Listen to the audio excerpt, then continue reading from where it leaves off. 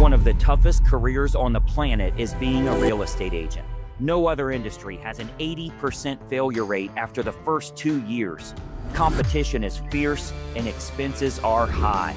There's a good chance of going bankrupt in this business, but there's a small percentage of salespeople that earn more money than you could ever imagine.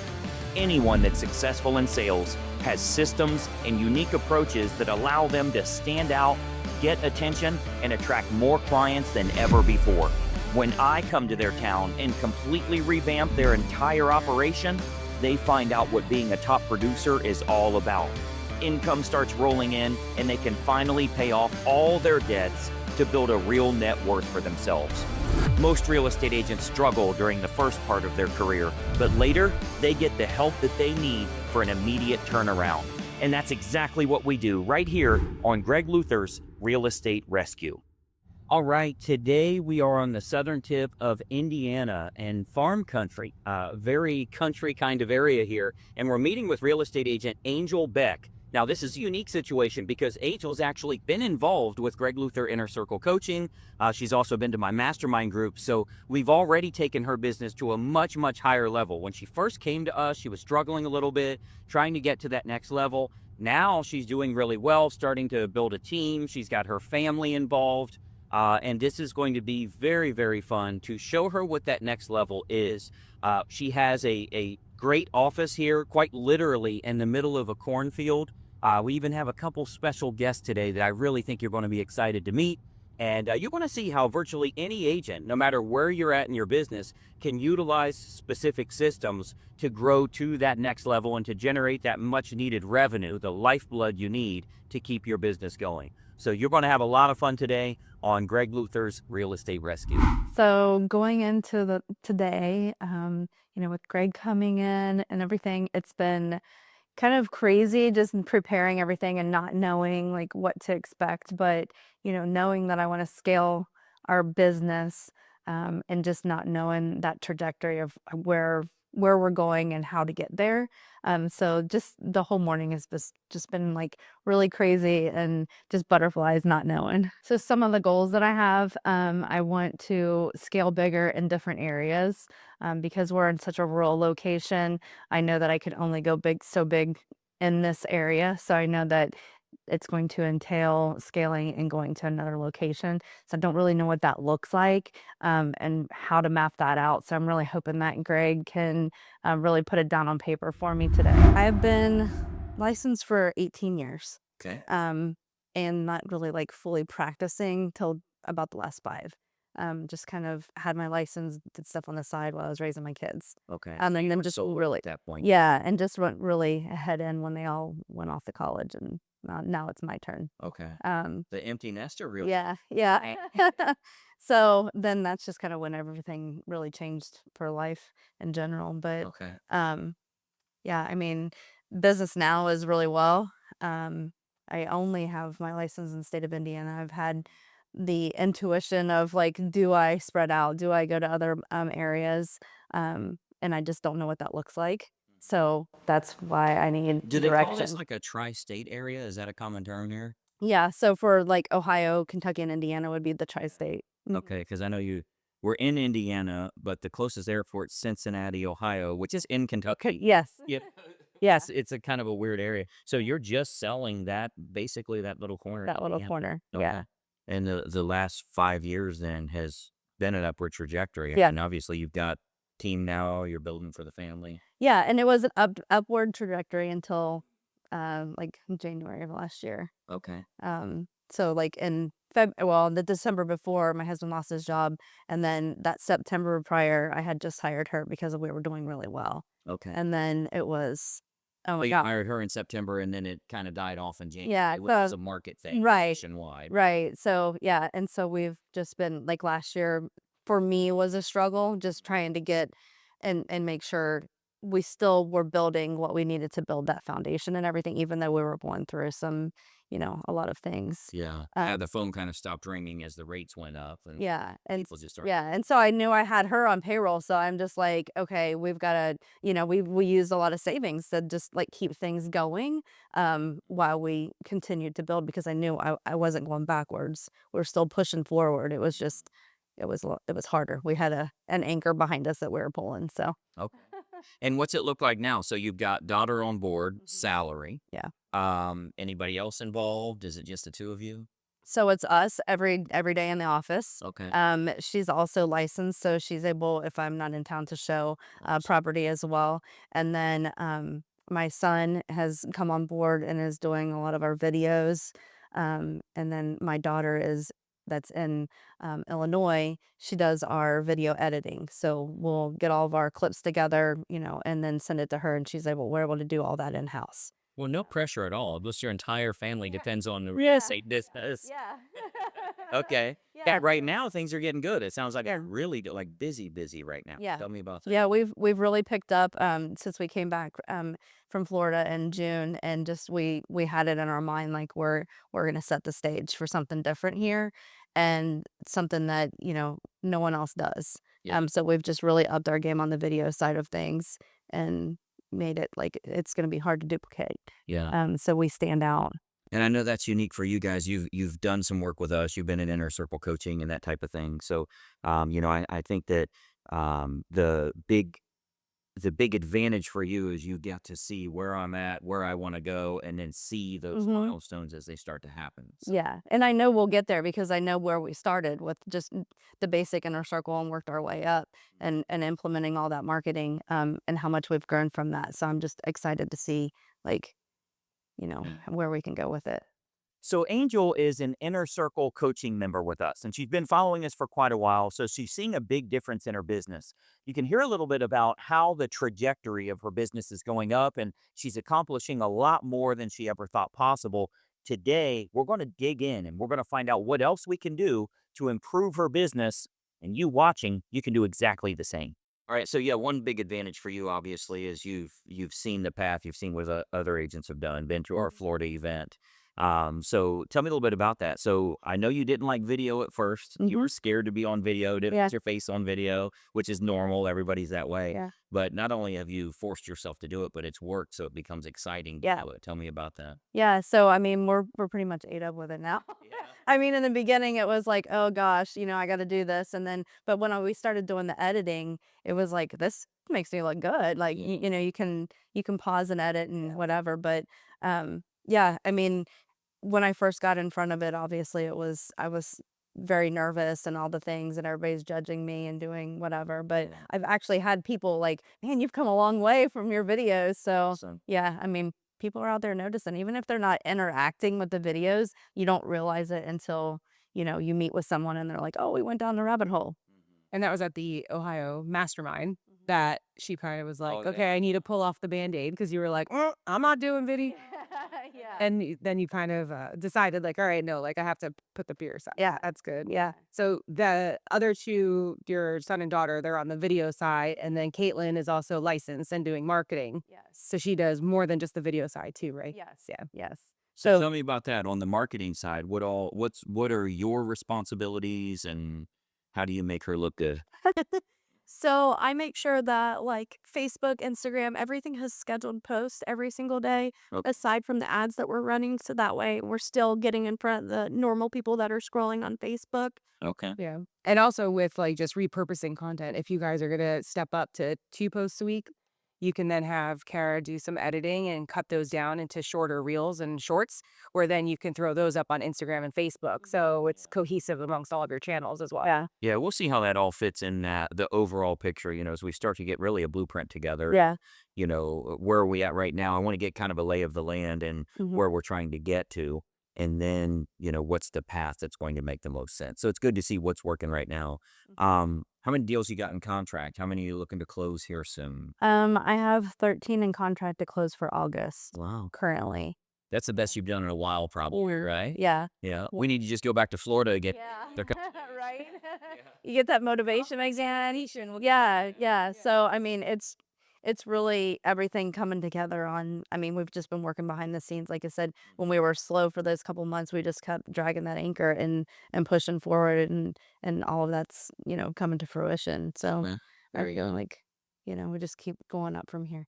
And where are they coming from? Where's most of those deals? Um, we either referral or Facebook, and I'm a firm believer that the the content that we put on Facebook is not just for new subscriber, new people. It's for our current sphere of influence. Like, hey, have you seen they've been killing it? Hey, you need to work with this agent, and we get that all the time. Yeah. So we just have to stay in front of everybody, and I That's think, the fan club. yeah, Yeah. yeah, and just build that up. But Okay. yeah.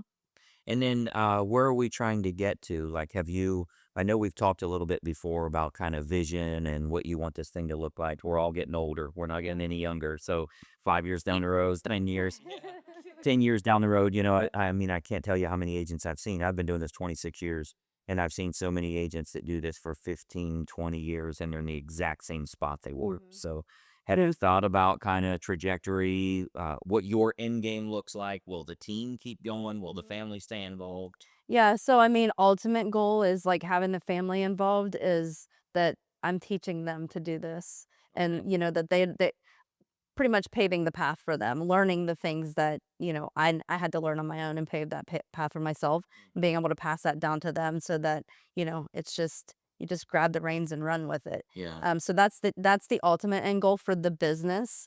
Um, and then like obviously for me personally, I would love to like hit it hard for the next 5 years and just be like, and then I can just kind of like what, You'd be the go how as I want. Yeah. hell, and they got to pay you the 10%. Yeah. Or they I'm like, if you're still yeah. open. Yeah.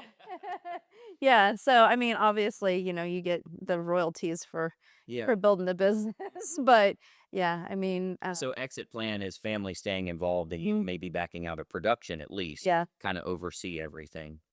Now, most agents don't think about their succession plan. They're just selling and selling forever, and ultimately they become the 95-year-old real estate agent. Most agents don't think about what am I going to do to sell my business or get rid of my business somehow so that I can pull residual income when the time comes. Now, there's actually three options available for that, and Angel's going with number two, where she's going to hand her business off to a family member or someone that works with her. In her case, it's her family member. So she's choosing the number two succession plan, which can be very, very profitable for you for many years to come. And my vision, like I hold myself to a different level because like my vision for things is, I want big. I just don't know how to do big, and so What's big for you? I I would love, like, just talking to investors, like, we've talked before about, making the contacts with people that are not from our area and just having that open mindset of like, wow, like I didn't dream big enough. And so then you realize like I can dream bigger than that. I can have the house in Montana if I wanted it. I just got to go for it. So, it's just those are the things that my big dreams, is like I was telling my friends, I'm having a hard time with my goals, like goal setting. Like, why is this so difficult for me? And so I'm like, like, let's just peel back the onion. Like, what is the problem here? And they're like, well, what is your stupid goal? And I was like, okay, my stupid goal is I want to have enough money that I want to build affordable housing. Like, there's not enough housing for people that. So that's my big stupid goal. And then like, Construction business. yeah, and so then they're like, okay, well, let's like see what that looks like. But like I said, I took a trip and then had a revelation with myself that I'm just not dreaming big enough. And so the answer to your question is like, I don't know what that looks like. I honestly don't know. The sky's the limit, and I don't want to. I guess I'm afraid to even put a top on it because of where I'm just going to keep driving. Yeah. And one thing I've noticed about you over the time that we've been together previously is the more you hang out with those types of people, the more you realize, hey, this is achievable. You've Yeah. been to other events, you've seen, if you hang out with the Eagles, you're going to soar. You Yeah. hang out with the turkeys, you're not going very far. Yeah. Yeah. So And just a transition of being that person and the transition in your business and growing as a person, like it people don't talk about the personal side of it, but you do. You migrate away from people and towards people that have the same dreams and passions. And they're like, "Oh, well, you've changed." And I'm like, "Well, yeah, I have changed. I can honestly tell you I have changed." it's a compliment. Yeah. So, I mean, it's like it's the side of that they don't talk about, like people don't talk about though. So, Now, lately, Angel has been starting to hang out with winners, and it's made her realize that she deserves to win as well. A lot of times, you're a product of your environment, and you have to hang out with people that are doing very well, that can lift you up. We always say you want to be the dumbest person in the room because they're going to help to lift you up and you'll start to believe that you can do things you never even thought possible before. This changes your actions, thus also changing your results. Okay. Yeah. Have you had any like imposter syndrome or some of that common stuff? Like, am I really supposed to be here? Yeah, Tell me about that. for sure. Because, like, I mean, even people do stuff with their money, like, however they want to do it. And I always tell my kids, I'm just like, that's just their choice, what they want to do with their money. So, like, I've invested a lot of money in what we have, but, like, my bank account isn't where I want it to be. Sure. So, like, you see big and pretty and everything, but to me, Hard assets instead. yeah, and yes, Yeah. and so to me, I'm like, there's not money in the bank, but then I also go down the rabbit hole of, like, investors don't have money in the bank, they have money invested, Yeah. So I'm like, it's just how I invested my money. So it's all of that's what goes on in my head. It's like, Yeah. you know, But the business has been it's been very good to you. It's been profitable for you. You have started to branch out a little bit in that you've got a gorgeous place here. Husband's doing a construction business now, and you guys have a little side hobby too. Tell me about yeah, that. 'Cause that's profitable too. yeah. So we have some mini Highlands. We started doing the whole breeding process with them. The little Um, cute cows. Yeah, the little bitty ones. And we started out, the first one we got was his name's Freddie Mac. And then we got a little micro, she's a little dwarf, Fannie Mae. And we just went down the whole path of real estate. So let's tie You it. get to meet tie them. it. Black Yeah. eat Yeah. Fannie Mae and Freddie Mac. Yeah. Was- So we have, several other ones, but those are the ones that everybody gets to play with and have fun with, because most people are familiar with Fannie Mae and Freddie Mac, so Yeah. they get it, like, it's real estate. Okay, cool. Well, yeah, so let's kind of get to work and see, again, where we are right now, where we want to go, and what that path looks like. So we'll do a little bit of research on your current marketing, your current conversions, and see if we can find holes in the business and then other opportunities in the business as well, whether it's local or expanding into other markets. So Okay. you guys are certainly a lot further along than most, that you are doing pretty well and you've built something to be proud of. We're not starting from ground zero. It's not like I'm 150,000 in credit card debt and the wolves are knocking at the door, Yeah. that type of thing. You're Yeah. doing pretty good. It's just what's that next level that we want to get to. So Mhm. I'm sure we can find something that makes sense here. Awesome. Sound good? Yeah, I think we're gonna go move over here by computers and Dorian and stuff, right? Let's kind of get into where everything is right now. You are Southeast Indiana. So we've got kind of a map we can take a look at. The closest city is really Cincinnati, Ohio, but you're not licensed in Ohio. Correct. So you're just working this area, described as rural, I would assume. Exactly. Any subdivisions, any big markets, anything like that? Not really. I mean, around here, there's a bigger market like Dearborn County, like Warrensburg area. Okay. But everything else in Greensburg, up in Decatur County, those are probably the two. hmm You have bigger cities, but they're not like Indianapolis big or Cincinnati big. They're just rural cities. So you're working a lot of counties. Yeah, a Sometimes. lot of counties, a lot of counties and a lot of towns versus cities. You have the smaller subdivisions, the homes on a couple acres, that kind of Okay. thing. So that's most of our market. You are an acre or two on a lot of properties or more. Okay. And then are you mostly buyers or sellers? We've been heavy on the sellers right now. And that's, I think, acquainted to our marketing that we're pushing. Yeah, lean more towards that because it's a hell of a lot easier than driving buyers around. Yeah. So and then we pick up the buyers from that. So we try to do heavier on the listing side, but we're probably about 60/40 towards listings versus buyers. Average price range? Average price range is 260. 260. Yeah. We got to sell a lot of houses, right? Yes. That's good though, because obviously if you're doing well with a lower price range, that's good. It's hard to believe 260 is low these days, but Yeah. nationwide, that's a low number. Yeah. And then your Facebook advertising you're doing, because you're not just posting on Facebook, you are putting money behind it, right? Correct. Okay. Yep. What's that look like? As far as like money wise. Yeah, money wise, is it getting you results? Where are those leads coming from? Yeah. Location wise. And so when we went through our slow phase, we did pull back a little bit on it because I wanted to like make sure the money that I was spending was where I need to be spending it. So I was trying to be more conscious of that because we had just gotten so well. It was like keep spending. And then I was like, hold on, let's take it back.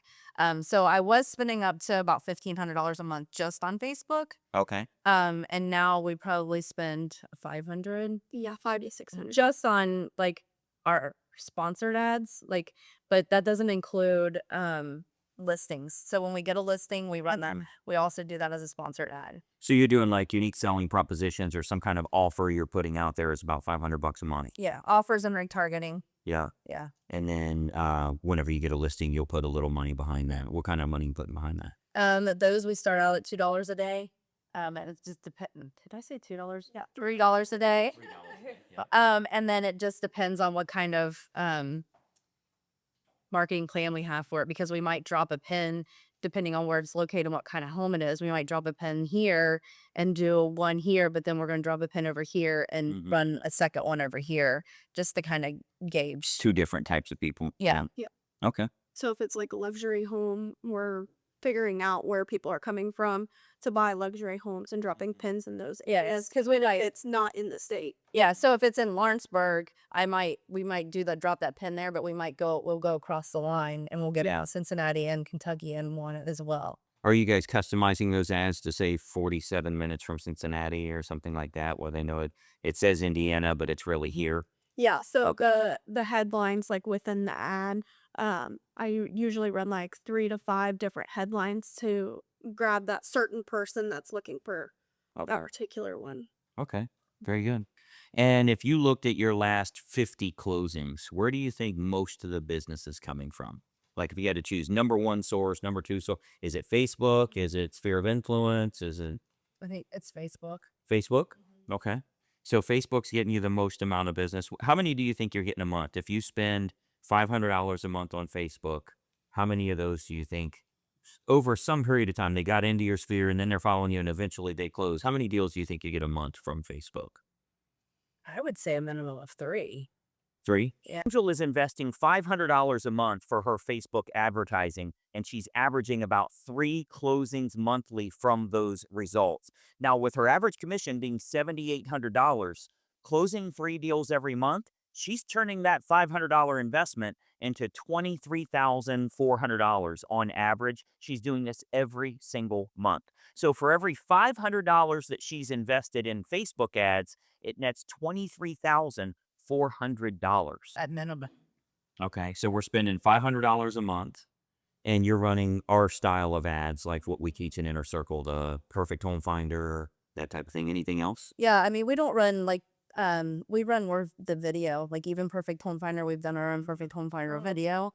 So we run that. We don't run a lot of static ads unless it's just for an actual property, because we're running the video, and then we'll run a stagnant ad too, because we don't know, like the older person may not know how to click on the reel to find the link. Yeah, and all the things. So then we run the static ad as well, just to make sure it's easier for them to navigate. Okay. We run the Perfect Home Finder, and we've also built out a website that has like her resume.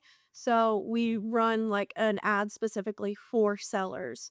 And So if they are interested, they can get more details. Yeah, on they don't go down the rabbit hole without having, Yeah. I mean, just like shopping for a car, they're going to go down, you're going to do all your research before you reach out. That's the one that we went back and forth on a little bit, I think, after the last Ohio event. Yeah. And we kind of customized what she was trying to make sure everything was showcased and called out And that we were correctly. capturing. Yeah, so that they could go down the right path of what they wanted. yeah, so we've shot like a whole commercial style ad for the seller website. Okay. So, and it's all been shot here. Okay. Very good. Yeah, I think a lot of agents don't realize that, what if they do have interest in you, they are going to do a little research, and you've got to have some sort of spot for them. Not, here's me and my family and my dog, but actual qualifications and what makes you different, that type of thing. So, we can dig into that, see what you've got currently, if there's anything we can do to improve on that. But, I'll give you the ultimate education here, because we're getting ready to double your Facebook production. Spend 1,000 instead of 5. You get 6 and So that's the thing, 3 deals and you spent 500. Yeah. And how much is each deal worth? It's So, like, literally like you guys are. repeat. It's a $260,000 sale, so you're getting what, $7,500 on the commission, $7,000, something like that. So it's like walking into the bank and saying, "Here's $150, give me $7,000." That's what Facebook is doing for you right now, $175. So every time you give the bank $175, they're giving you $7,000. So the best thing to do is find out, first of all, what's working. And that's the importance of knowing your numbers. Yeah. If you can really break down what those numbers are, we can then scale up. Because you might be, if you spend $500 on Instagram and you don't get anything, which is probably going to be the case, then you don't do that anymore. But when you do find that every time I spend $200, I get a closing, let's spend more $200. Yeah. That's what we want to do. And you scale up until you get to what we call diminishing returns, meaning we pretty much fish this pond out. This is as high as we can get. It might be $1,500 a month. Then we say, let's look at other markets. Can we go to Cincinnati where we could do a huge number? Now, again, it's starting at $5 a day. That frees a lot of people out. Like, I don't want to spend $1,000 a month. But if you start small and you get money, you're just reinvesting it. So scaling your business is very important, and it's what a lot of agents don't do. They continue to stay small. Essentially, what you do is you find out what's working, you find out your CAC, your cost to acquire a client, you figure out what that number is, and you start to double that number. You get it up, you double your advertising, double your results. Triple your advertising, triple your results. Scaling your business comes down to finding out what your average cost of closing is, and then scaling it up as high as you can until you hit those diminishing returns. So if you can get $500 per closing as an example, let's spend $1,500, we might get 3 closings. $2,000 might get us 4 closings. But when we get to $2,500, we don't get that 5th closing. We've hit diminishing returns. You want to scale up as much as you possibly can. So I think one of the first things we got to do is look at scaling up to get more, because ultimately your goal, and you guys are pretty good at this already, is everybody that sees your videos, watch your content, click your stuff, you're trying to get them into your sphere of influence.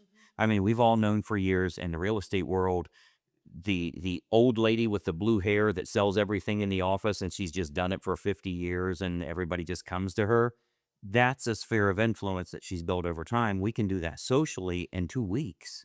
So we can build a huge group of followers, and you guys are getting more comfortable on video and creating the content and presenting yourself the right way. You can be talking to a larger audience, So I don't think there's any benefit at all to the stuff we're seeing nowadays with TikTok and the corny stuff and the jokes and the, painting markers on your face and all that crap just to get views. You're not selling houses from that stuff. Well, and we do use we'll go to those different areas and we go outside of our market to see what other people are doing and we tweak it.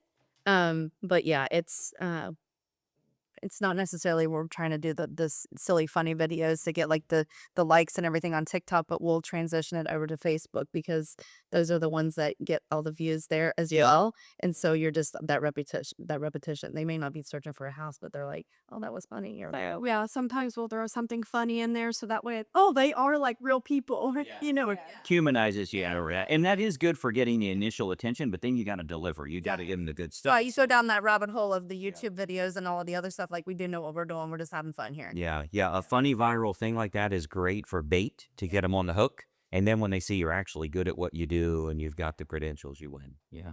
Very good. Okay. So what else are you doing that's working well? So if we looked at those last 50 that you've done, the vast majority coming from Facebook, what else? I guess off Facebook, we do a lot of stuff in the community as well. Like going to the 4-H auction. That's our big thing that we like to support that way. That's an in the country thing. It goes for H. Yeah. Uh, And we be there. Do you sponsors? because we do sponsorships for banners and all the things. And then the kids have an auction on the Friday of a fair week, and so we've been going there for a couple of years, and Just bought 4 animals last week. yeah, It's very so and it's fun, and you get to meet all the little people. But like I said, I've also gotten referrals out of that for farm sales. Mm-hmm. So that's Okay. it's spreading the name out there, but then also we did do teacher appreciation for different local schools as well, and we kind of spread it out so it's not all at one time. But in our rural area, those are the big employers of our area. Those are stable employers. So and obviously they're teachers, so we're trying to give back to them. So Okay. that's helped us as well. Okay. Do you do anything annually for your sphere of influence? Yeah. So once a year, like in November, we do a dinner And then we kind of change it up each year. We've done formal, we've done informal. Just depends on the year, but you try to change it a little bit to see how many people you can get there, because it is a busy time of the year, and people are busy even though you're giving them a free meal, and you're just there for the camaraderie and to thank them. It's just trying to get people to. Mm-hmm. It's How been many go to those things? the very first one we did like super formal, and we did like 14 people in a room. It was a steakhouse. It was super nice. We had the video editing and all the things. But that was so hard because like last minute you have cancellations because somebody's sick or whatever, and I'm like, oh my gosh, I got to fill the seats. Yeah. So that And you that didn't didn't call me. yeah, so I was like, that was super hard and stressful. So then I was like, okay, let's go for a more casual, because we're in the country. People around here are more casual people, in a bigger space, and offer it to more people. It's more of a referral base, like You people that are giving referrals throughout the year. Okay, we're gonna make sure we get that. into that. The last one we had like 25. Yeah, I think we originally had planned for 30. We had a few cancellations, so 20 to 25 actually showed up, Yeah. including us. Yeah. And then and there's been buyers there that have, they that actually just recently sold or bought from me. So we had ours in November, and then they just closed on a new house this year. So, just keeping, showing the appreciation that you know, you're out there, and you're, give me referrals, and I'm here to Yeah. try to help you. So Yeah. And it's been good for you. I mean, obviously the sphere's been good. yeah, they're Okay. pretty tight. Okay. Cool. You guys ever thought about having people come here? I hope. Yeah. I told her we should do a customer appreciation, like with the mini cows and like here and everything. The only concern on that is like the liability side of like having cows where you can actually touch them, having the in-ground pool and everything. So that's kind of been the hold back ultimately. Yeah, because we talked about like this fall having like the customer appreciation thing, but changing it up a little bit and doing like, photos with the cows, because that's a big thing everybody likes to do. And everybody's like, "Are you gonna like rent your cows out and do photo?" And I'm like, "No, that's not where I want to go with it, because I'm thinking bigger."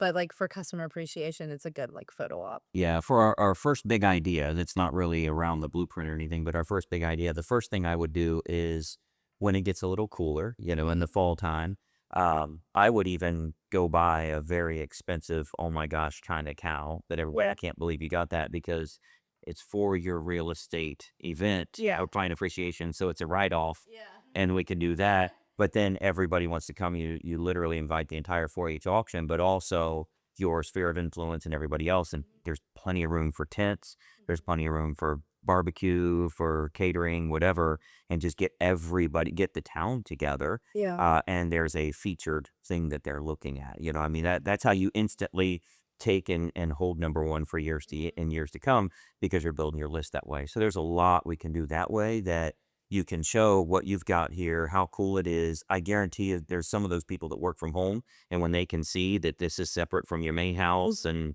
you can separate and work and all that, I think it really kind of creates a lot of ideas that way. Yeah.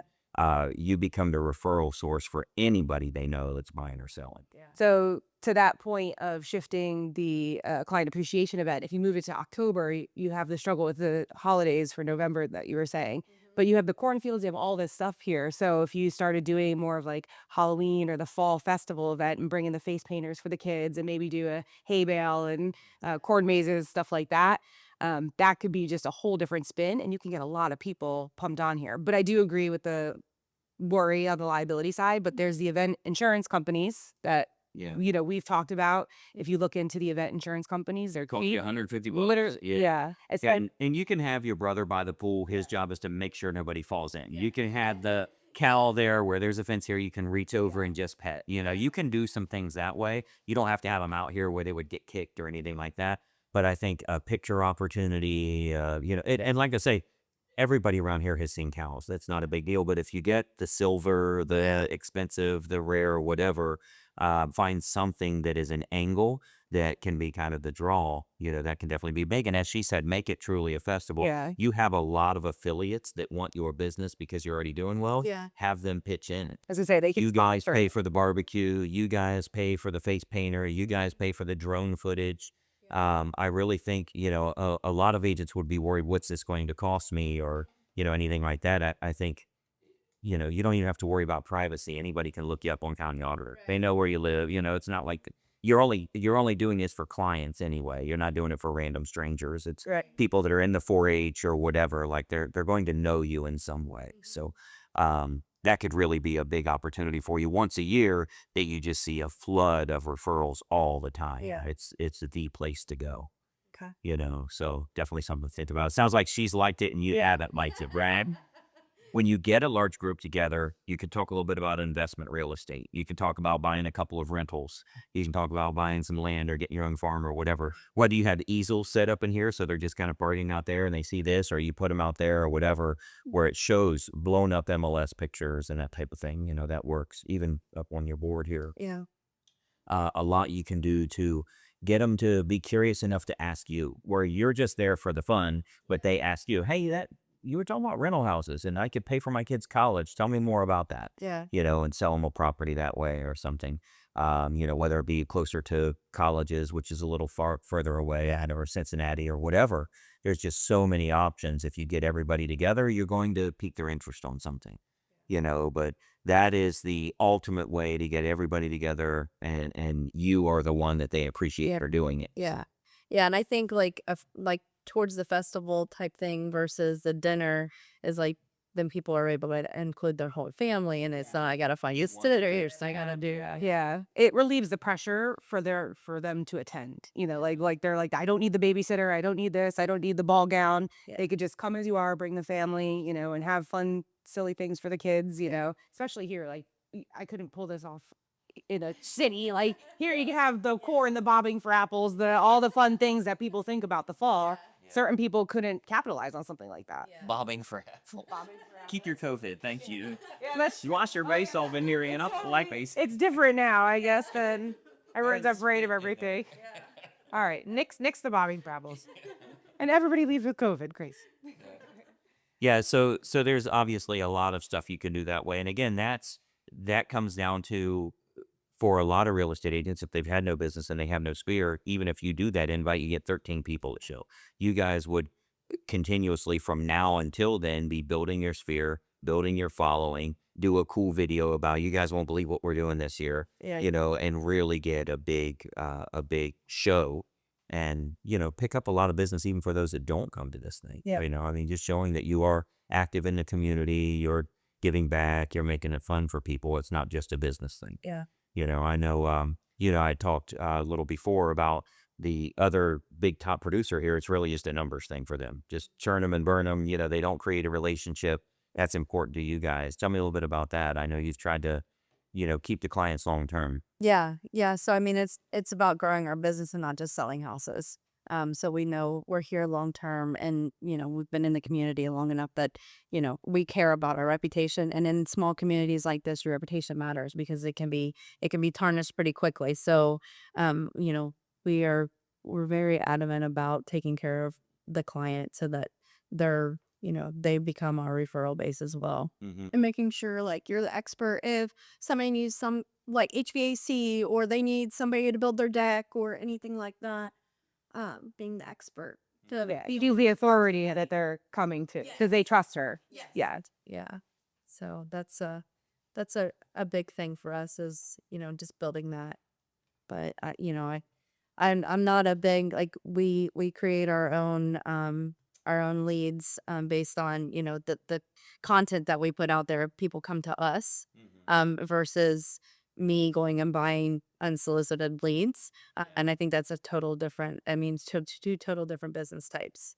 And it's just how you want to build your business. But Well, that's the thing. Real estate is built on the Zillow, Realtor.com, all of those things, because they know how to find buyers that want to buy or sellers that want to sell. So all an agent's doing is buying those leads. But again, it's really swiped contact information. The client didn't even know they were being farmed out to a realtor or sold to a realtor. So they're kind of wrong idea when you call them. They're like, how did you get my information?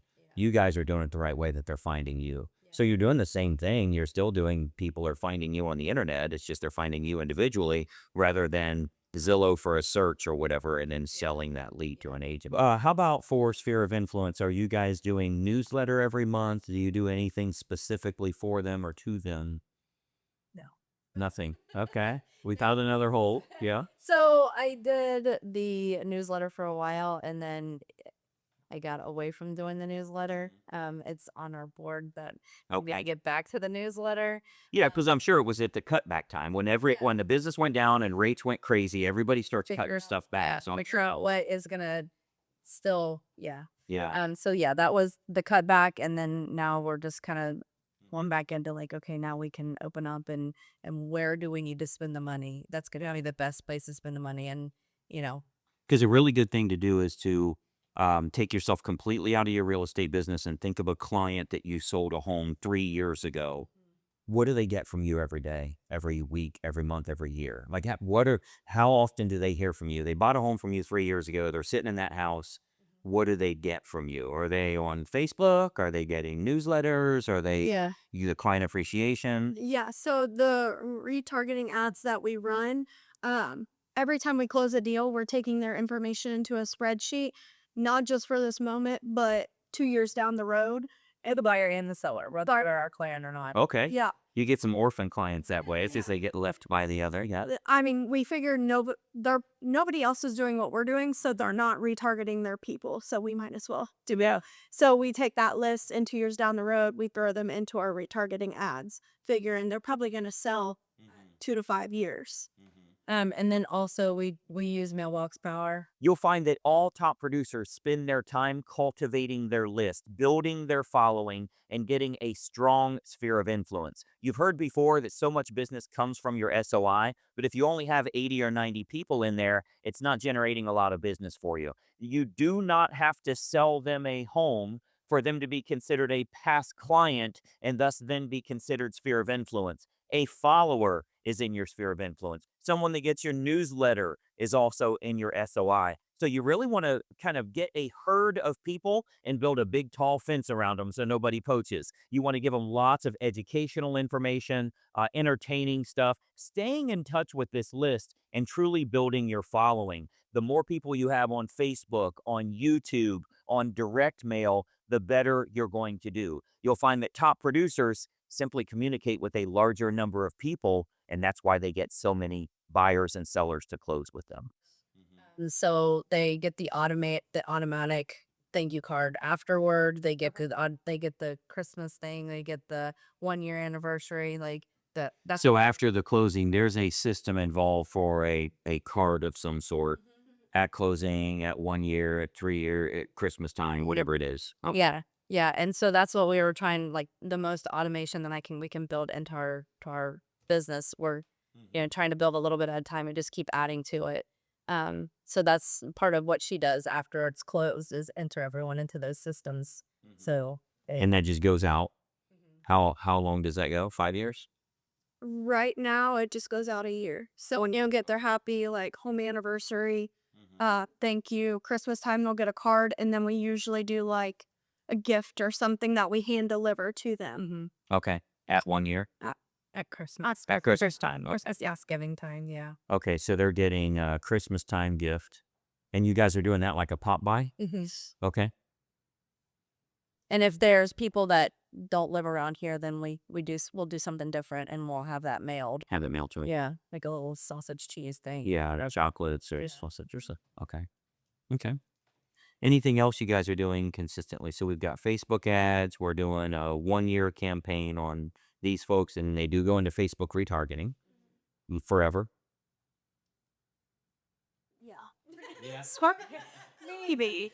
Like, to an extent, because I've only been doing it for like a year and a half or stuff. So eventually, yes, we're building it, but eventually everybody's going to be on the retargeting list because we have all the spreadsheets that we're building out Okay. silly. So What about other things with any of the mailed letters? So what's the market for expireds, cancels, FISBOs, So anything that uh, matters? the expireds, like, so when when obviously when we started everything with you, there's like just a bombard of everything, right? Like, oh my God, overwhelmed. And then it was just like step back and what is going to work in my market right now, whatever.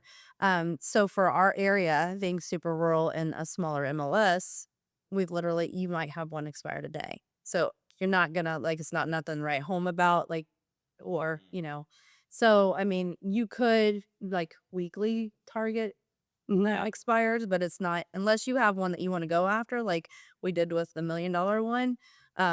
Then it's not really, it's not an something that we focus on. Okay. FSBOs, we have, I mean, your last 2 listings are FSBOs. So You going after them? Yeah. Okay. Yeah, there was one that underlisted their house, so I was able to quickly convert them to a listing just because we could get them more money. Yeah. And then the other one tried FSBO for a while and then realized after watching our marketing that Yeah. we would get them in front of more people, so that one went under contract. yeah, so I mean, it's just pretty much like pick and choose like which one do you want, because if you got a FSBO that's super overpriced, Yeah. Yeah. are they going to be conducive to what you have to say, like whatever. But Are you guys getting testimonials from clients? Mhm. Yeah. Okay. So we have a system set up through Real Satisfied to where basically I have a checklist at closing and I go in and submit for a testimonial once that transaction closes. And then once That we thing- get it, we authorize it to go on Facebook, Zillow, and all the things, but I also make little Facebook posts. Okay, that goes like Google. Yeah, and that's the thing with Real Satisfied is it actually goes straight to Google, and you don't have to worry about them approving anything because it was verified through Real Satisfied, and so it automatically goes there. I just got a lead last week for 2 sales, 2 properties. The guy lives in Georgia, and he found me on Google. Okay. So I mean, those reviews are really helping boost that. And all of those are like text reviews, nothing on video. Right. Okay. Yeah. Okay. Anything else you guys are doing? Shock and all kits, other mail marketing. Yeah, so on the Menu that. No. on the shock and awe, so I had not ordered that yet because I wanted to see what it was like in real life, like at the conference, and then obviously we seen the boxes and we're like, those would be great for the expireds that we want to go after because we want to go after like bigger like ones. Now, our shock and awe kits are very, very valuable because it is truly a box of information that you can send out to prospective buyers or sellers. It talks a lot about what you do, why you're different, how a target marketing approach can work to sell their home for more money, net more profit, or when buying a home, buy a better quality home or get access to unlisted homes. Your shock and awe package is going to make a big difference between you and a commodity real estate agent. Now, all of our Inner Circle coaching members, they get that included with their membership. They can simply download it, change all of the names to their own name and contact information, and then they have a better presentation to give to the public. Many times we tell people, you've won or lost that listing presentation before you knock on the door. What they think about you before they meet you makes a bigger difference than what happens after they meet you. So your presentation happens before you get there. What did they receive? How impressive is it? How unique, different, and beneficial is it for those clients? Top producers always utilize a shock and awe kit. You need to have one in your own business as well. But like I have like the agent selection guide and all the things that from before that I had a packet. And so, I mean, I have a stack. And so I'm like, do I just start out with those in the boxes until I get through those and then get the shock and all? Or like, so again, trying to be frugal with the money, knowing where to spend it, making sure I'm using it and, all the things. Okay. So, because I'm like, I don't want to go back into this one. I want to be like, this phase of real estate and be, I don't know. I just want to do everything right. So. Yeah, you've made some good headway. I mean, doing this 5 years basically full time, you're really doing. Where do you stand in your MLS? What are you, top 10? Are you Top. 100? Where? Yeah, top 10 for sure. I don't check it all the time. Yeah.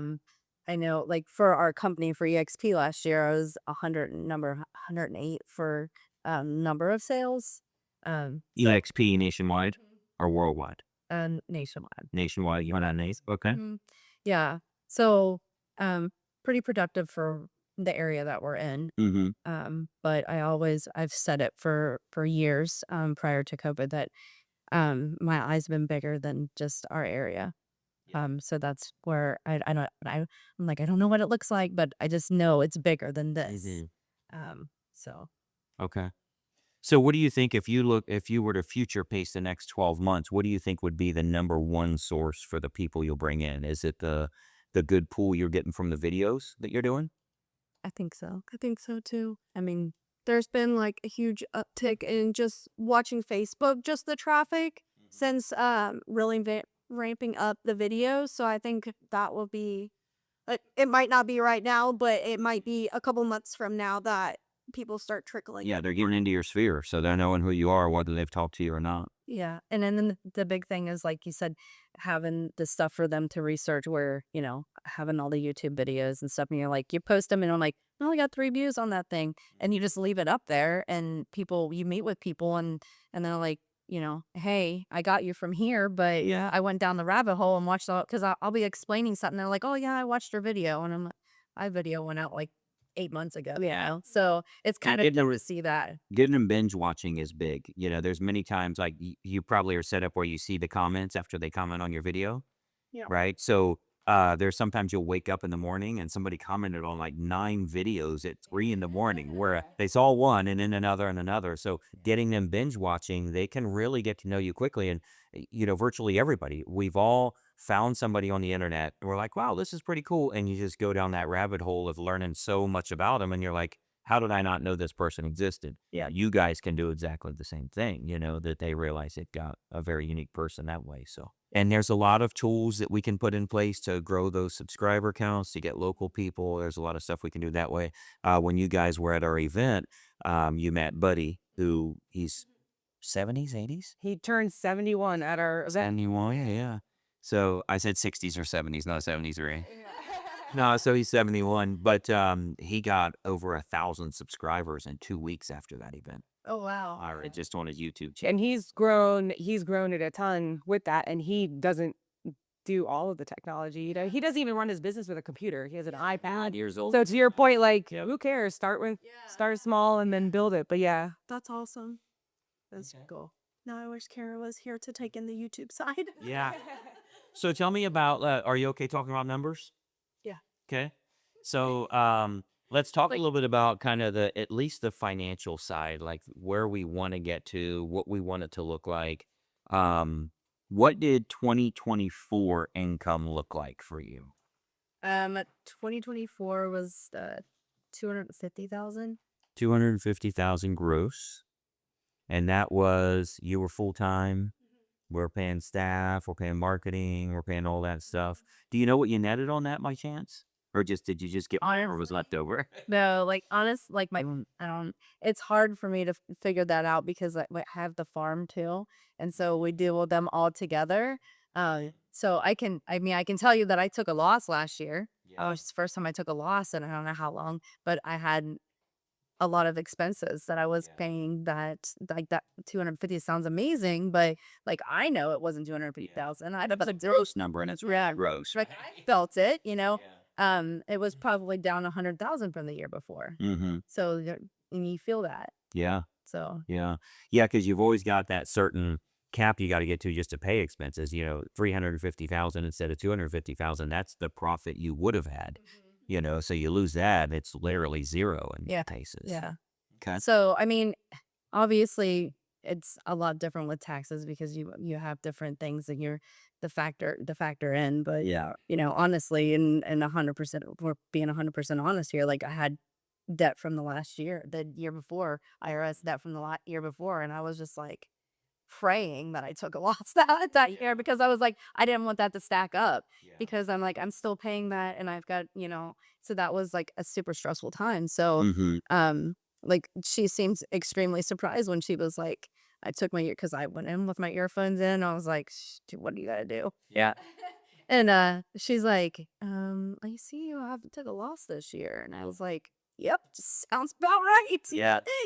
Just because it's stressful. It is. It's a lot. Yeah, I mean, we'll get to, as you've seen with your mindset breakthroughs that you've had, we're eventually going to get to I'm really excited that I owe the IRS $1 million.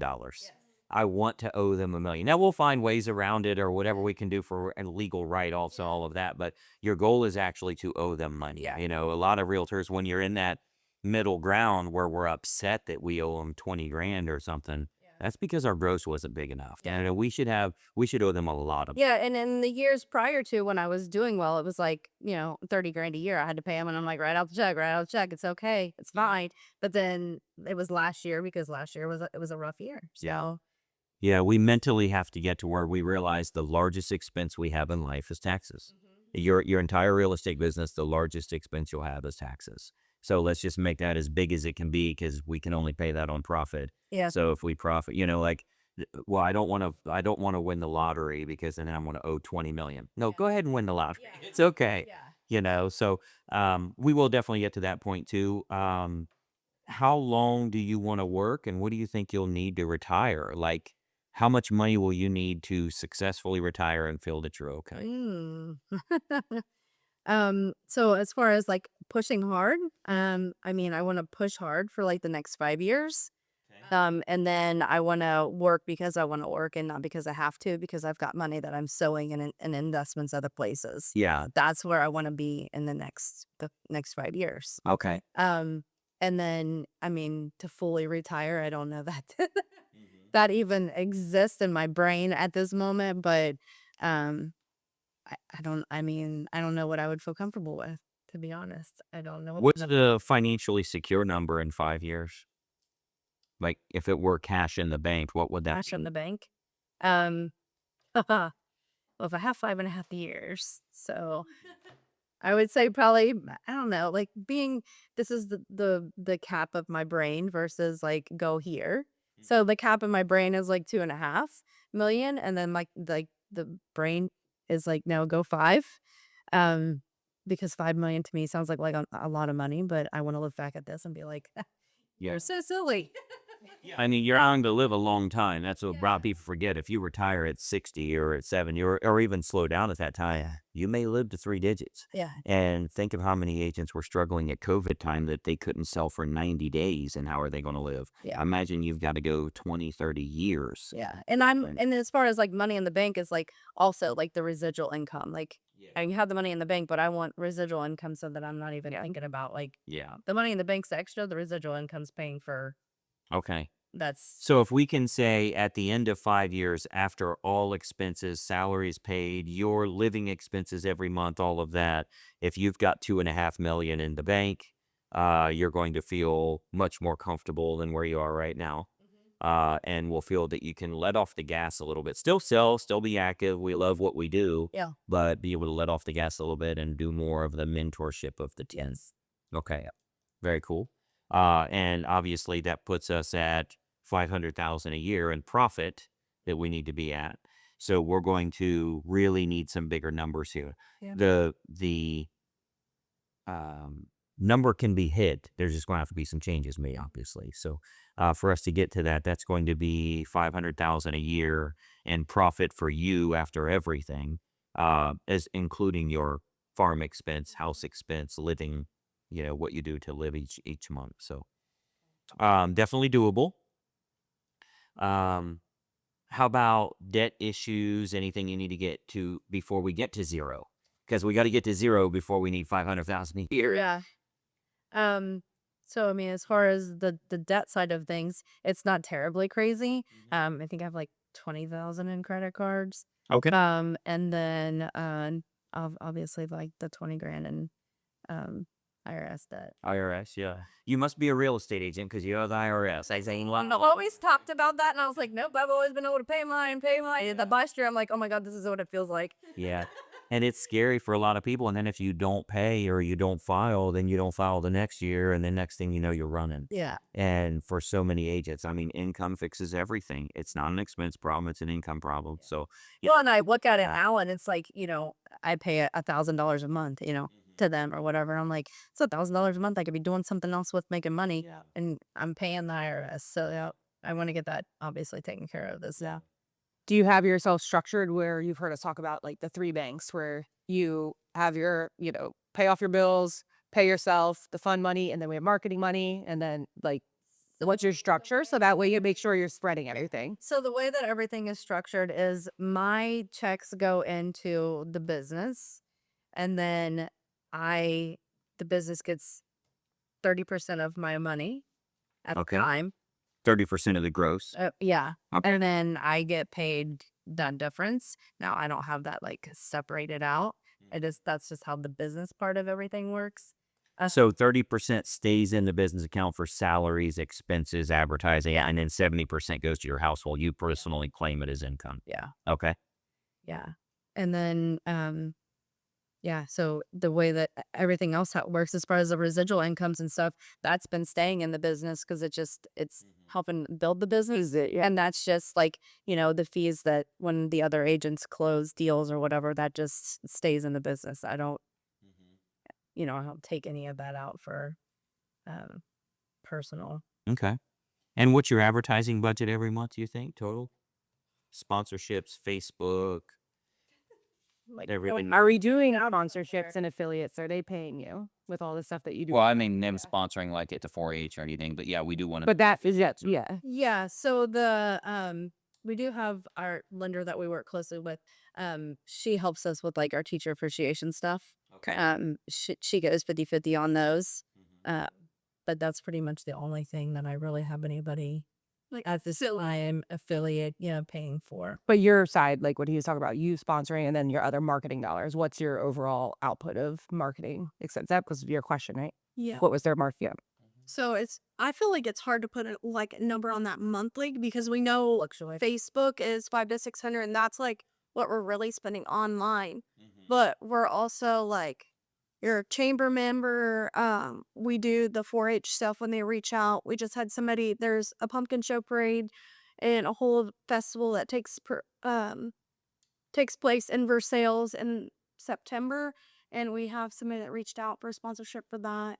So they've like traveled 3,000. I would say probably about 3,000 in sponsorships. Okay, so advertising budget, we're about 500 a month on Facebook. We're about 500 a month on Google. About 5,000 a year on various sponsorships. Anything else? Just when we put up the listing ads. I mean, we pay for those sponsored ads. What do you add as a month? probably somewhere around 200, 200. just depending on the traffic, because those are the ones that we're throwing up at $3 a day. Okay. Our regular ads like Perfect Home Finder and stuff, we're throwing at $5 a day. Okay. Yeah. And then if they are, obviously they go off the market really quick. They didn't spend a big budget, but if they're sitting a little bit longer, then just so that's the variation on the Facebook is probably $500 to $1,000 a month, depending. Okay. What about from advertising costs? What about the client appreciation or dinners or anything like that? What are you doing there per year, you think? So I think the budget on that was between 2,000 and 3,000. Okay. In the Let's call it past. 3,000 just to be careful. Obviously, if I did Due to inflation. other thing, yeah, it don't be. And then you mentioned like mailbox power and Real Satisfied. So if you were to start thinking of like the systems you use, your direct mailers, anything like that, print costs, what does kind of that look like? Because sometimes we forget about that being part of the money, right? Yeah, right. Gosh, I'm not. EDDM, the last one, I don't know. I would say every time that I do EDDM, it costs about $3,000, and that's typically, I don't know, typically 10,000. We $3,000 to $5,000, and we usually between 5,000 and 10,000 we'll send out at a time. Okay. If I'm hitting, What do you think that is? I won't hit. If in Ripley County, if I don't hit two of the big cities, I can get it done 10,000 or 10,000. But if I go to the two big cities, that's another 10,000 postcards. Postcards, yeah. For two cities. Yeah. And are you doing EDDM consistently, or how many times a year would you say? It was pretty consistent for a while, but now it's just like we sold that $1 million property, so we kind of hit we targeted areas around here. We didn't do every zip code like we do on EDDM. A normal like Perfect Home Finder or something. But yeah, that was one of the things that I kind of cut when we were going through everything, that I was like, let's let's do the easiest route of things, and that has been Facebook for us, and that's the money spent and money get back, and you know. Yeah. Well, and as I always say, your goal as a real estate agent is to multiply assets through advertising. So you have to look at the money you have in your bank account or the money available on a credit card or what we borrow, whatever it is. How do we multiply those assets by using advertising that brings us the clients and allows you to sell them properties, thus bringing the money back? The term we always use is dimes to dollars. If your marketing's right, if you've got a good offer, if you're doing things the right way, you can turn dimes into dollars, which means tell me what your advertising budget is and I can tell you what your income is, as long as you're calling the leads and you're converting, you've got an email sequence, that type of thing. Again, you guys are further ahead that you know our system, you know our offers. So if we look at basically $12,000 spent online, 500 to Facebook, 500 to Google every month. That's 12,000 a year spent online. 5,000 spent on the referrals and the sponsorships that you're doing in the various areas. About 3,000 spent on the dinners and then the EDDM and things you're doing that way. That comes to about $25,000. How much did you make last year? $250,000. It works every time. So it's truly turning dimes into Was dollars. that crazy? You're like, your eyes just are like, what? Yeah, but it is truly that way. So again, like here's the magic formula: spend more. Now, a good offer is going to turn dimes into dollars, and you'll hear me talk about that a lot with our Inner Circle coaching members.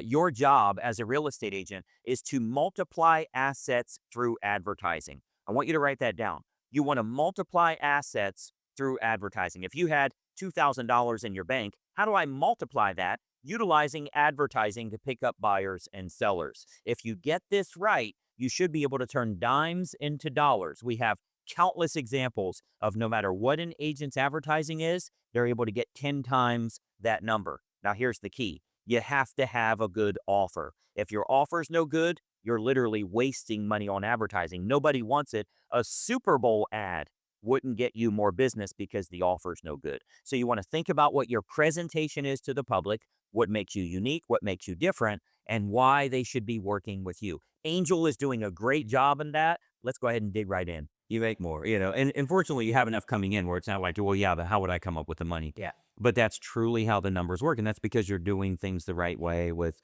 making sure the video is good, making sure the conversion's good. How do we follow them with these people? Yeah.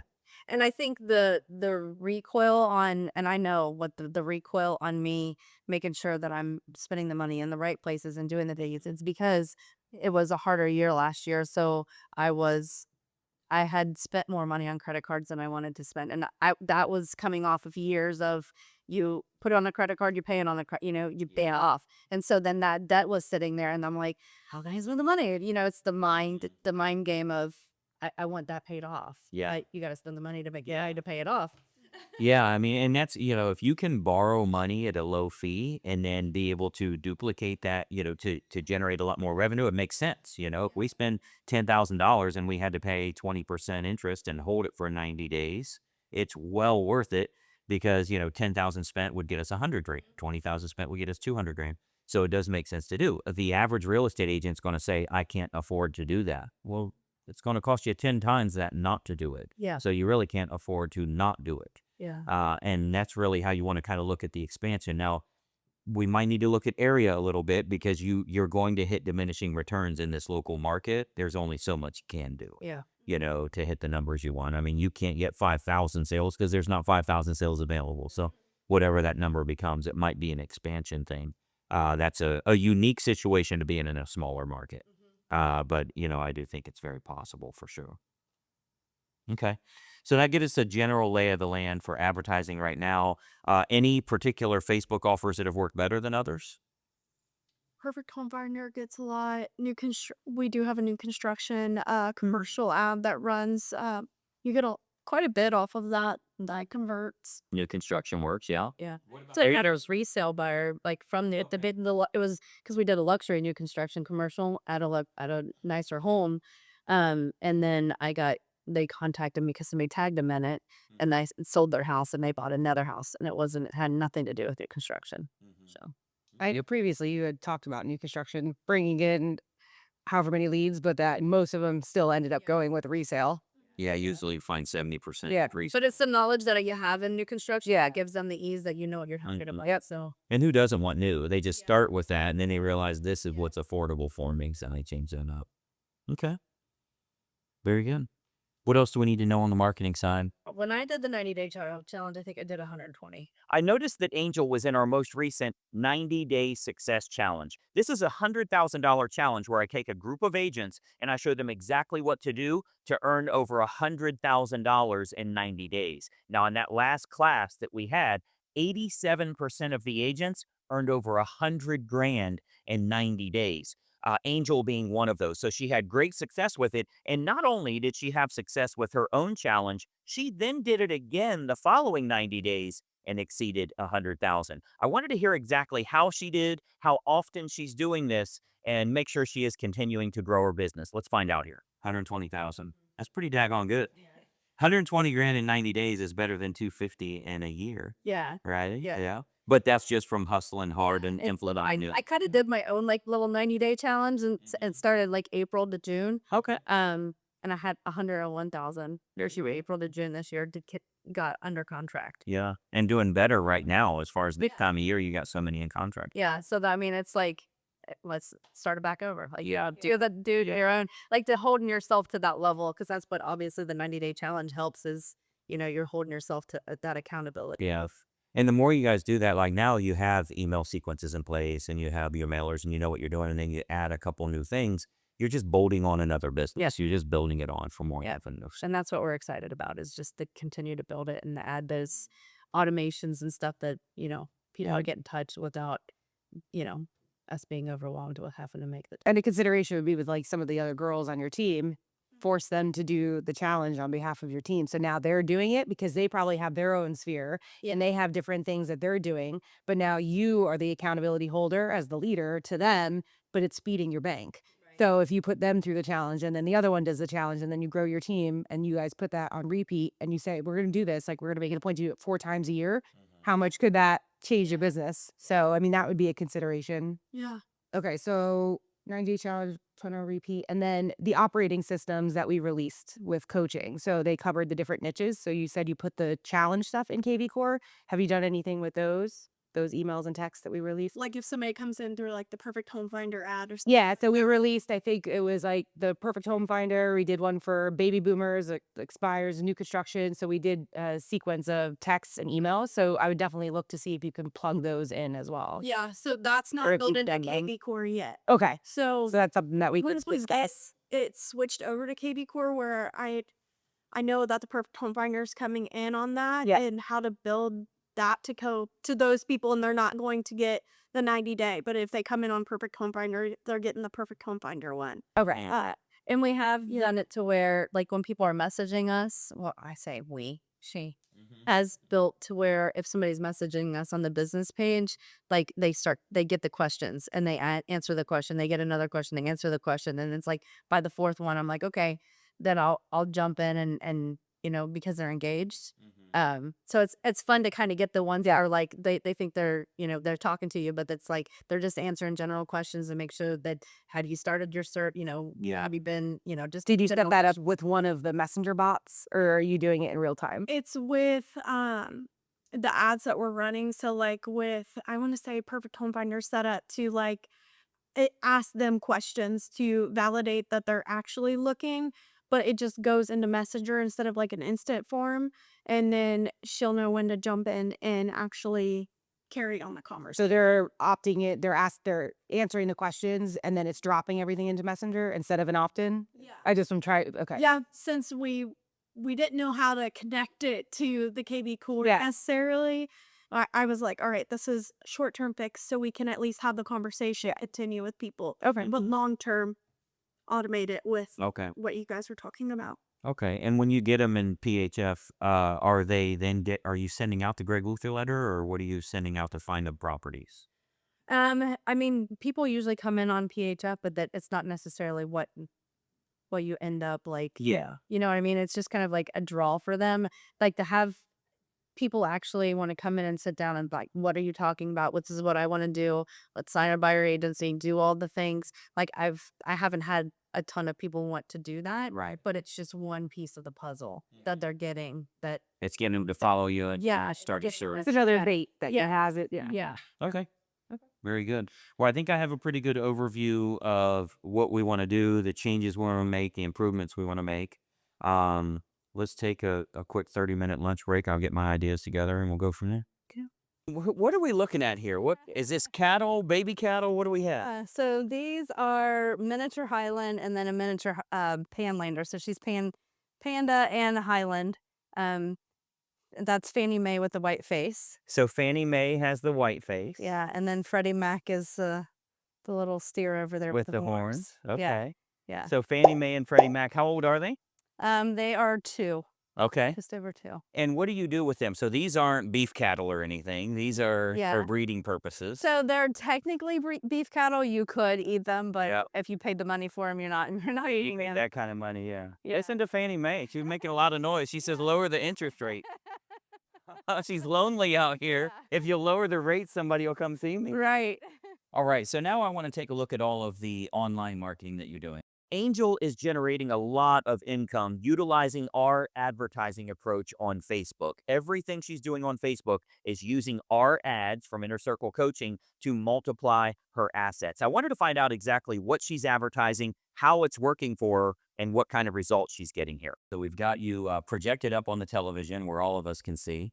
We're going to start with Facebook. And I know you said you're spending about $500 a month on our universal offer. So a lot of the stuff that we do with Inner Circle Coaching, Perfect Home Finder, find out what your home is worth, different things like that. You're at about $500 a month, and that's generating a lot of revenue for you. So that is what, little over $10 a day between everything? Yeah. Okay, $12 a day, something like that. So give me kind of a walkthrough of what all you're doing here then. So the first 2 ads you see are just like regular listing ads. Okay. Actually, the first 3. Okay. And then we have the retargeting commercial. That one is based on like the seller's website commercial that we were telling you guys about. That Okay. shot here sends people to the seller's website. That's the resume. That's set up for $3 a day. And then this is just a stagnant ad we have that basically it says maximize your home's value. And then it has a lot of pendings and sold since it does well showing people. We decided to throw that one up. This one's another retargeting off the top of my head. I have to like look into it to see which video it is. That one is the top 5 things to do if you're Yeah. selling your home. And that's reached 5,700 people. So I can see the metrics off to the right. So maximize your home's value. You've had 188 leads come in from that. 188 link clicks. So that is sending them to the seller website that we built that also has within it ways to capture their information. Mm-hmm. But the link clicks are measuring the clicks to that website. Okay. Very good. Whereas this is just measuring the reach. The luxury new construction is the only new construction ad we have running right now. And that's all over the surrounding counties that she works a lot in. So right now that's at 7 leads. And this is measuring the last 30 days. How much did you spend to get those 7 leads? That's $5 a day. Okay. If you scroll over to the right, it'll give us a cost per lead breakdown and metric. Yeah, there you go. Let's see. So $150 to get 7 leads. Yeah. That's pretty good. So, well, that puts it at $20 a piece, 21, yeah. Yeah. $20 a piece. right? You're getting a lot of leads on your listings coming in. Yeah, if we Yeah, get as no, many that's right. listings that way. And it's just people wanting to see the house or questions on it, or what kind of lead are you getting there? Yeah, I mean, people they comment on it or they share it with somebody, or they want to they'll click on like the KV core lead that we put in, or the link that we put in there that takes them to basically now they're in our CRM. Okay. So that's where they're getting led to if they click on this and they want to click the link to KV core. Okay. Very good. So over the past, 30 days, we've got 101,000 impressions? Yeah. That's pretty good. Huge numbers. Okay. I was gonna say some of those with the link clicks. So the listing ones, those are clicking out to, assuming view the listings, and then the one lower on the page was a link click. Which one was that? The maximize. This one Yeah. sends them to the seller website. And then what is your opt-in structure and capture? Because at this point, you're taking them off of Facebook. So most of the time we do lead forms because it keeps them on Facebook. So you don't get abandonment. So if they're now being sent out, what are your capture mechanisms? Like, are there forms? Are there opt-ins on those sites? There's opt-ins on the seller website, but we haven't had anybody like opt in on it, give their information. So there's not really a system built out on the website once we get their information to like pop them over to KV Core or whatever to collect information. Okay. So I guess it's not completely built out in a sense. Okay. We'd be better off sending that to lead form. Correct. Yeah. So what my thought process is, like, it's great to have a cheap cost per click, but if it's ultimately not doing anything with a capture, then it's useless.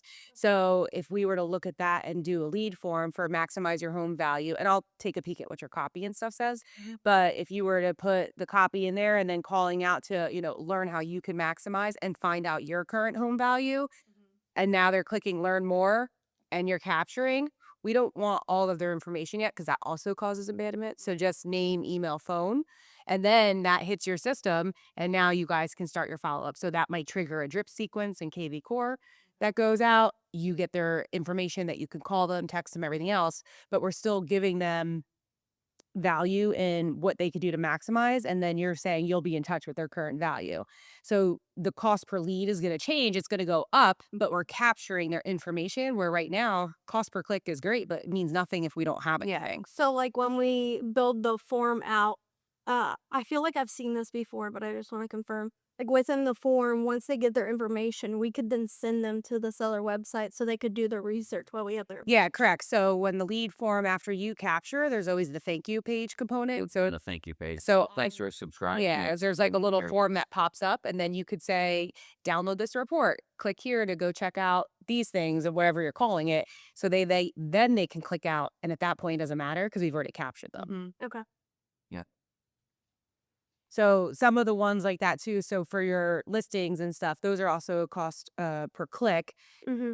On the listing site, are they opting in? Are they reaching out at some point or doing anything with that? Or how are they, what's your conversion mechanism there?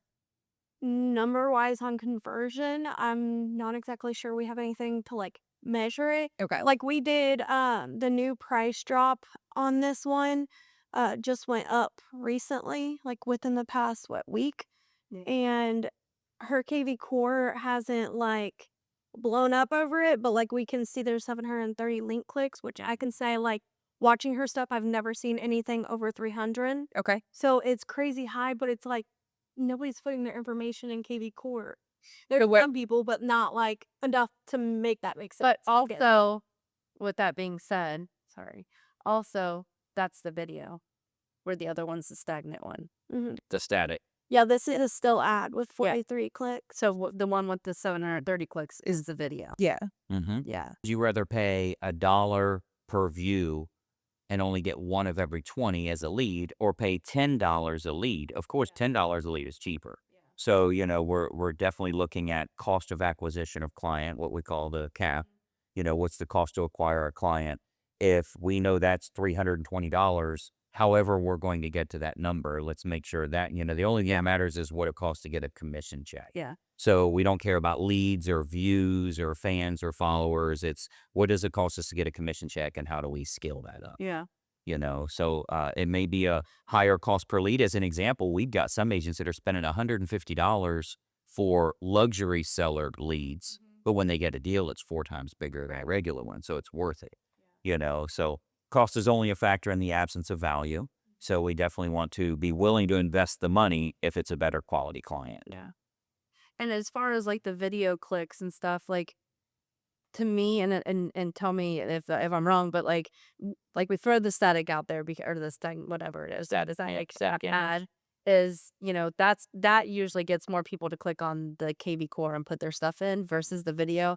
But the video for us puts us out there. Mhm. It's not necessarily what actually sells, but it sells us, if that makes sense. Yeah. Like, So the way that you might transition that would be set it up more as a retargeting with even those videos too. So you're still getting a cheaper cost per click and the viewership, and then you could put the extra money into the opt-in form because the selling of you and the exposure and the content is great, but the conversion, if that's going to happen more from the capture of the information, you still need that. So we can play around with like what that looks like, you know. But you're right, it does different things. Yeah. A static image picture is going to do a different thing than the branding or recognition you would need from you actually speaking it in video. You'll get a higher click-through rate and a lot more people looking at the pictures because they might be at work, they might be in a cubicle, they Yeah. can't play a video, they can't have audio going at the time. Yeah. But those that you can get to watch the video, you're going to do far better on a conversion rate. So both are important. There's not one better than the other. They actually do different things. Yeah. So yeah, this is obviously the goal is to get a higher conversion rate because right now they're just going to the house and then, hey, they got it and that's it. They may come back to you. They may come run a search again, but going from Facebook to opt-in, we're not capturing their information the way we want to be able to create some type of sequence or something that way. So a lead page or a lead opt-in form is going to help. Yeah. So like even on our new listings, do a lead form, and then once I put their information in, then send them to the KB Core link. Yeah, I mean, so you want people to be able to browse without them always feeling like they have to be captured. So I'm not necessarily saying transition everything over to it, but I would definitely do something where you're capturing the lead. I mean, with your listings, you could say, "Hey, opt in." You wouldn't say, "Hey, opt in," but we could put together the copy to get them similar to what they're doing to click. Click here to learn more, and you just ask for a couple things, and then that thank you page have that link to this too.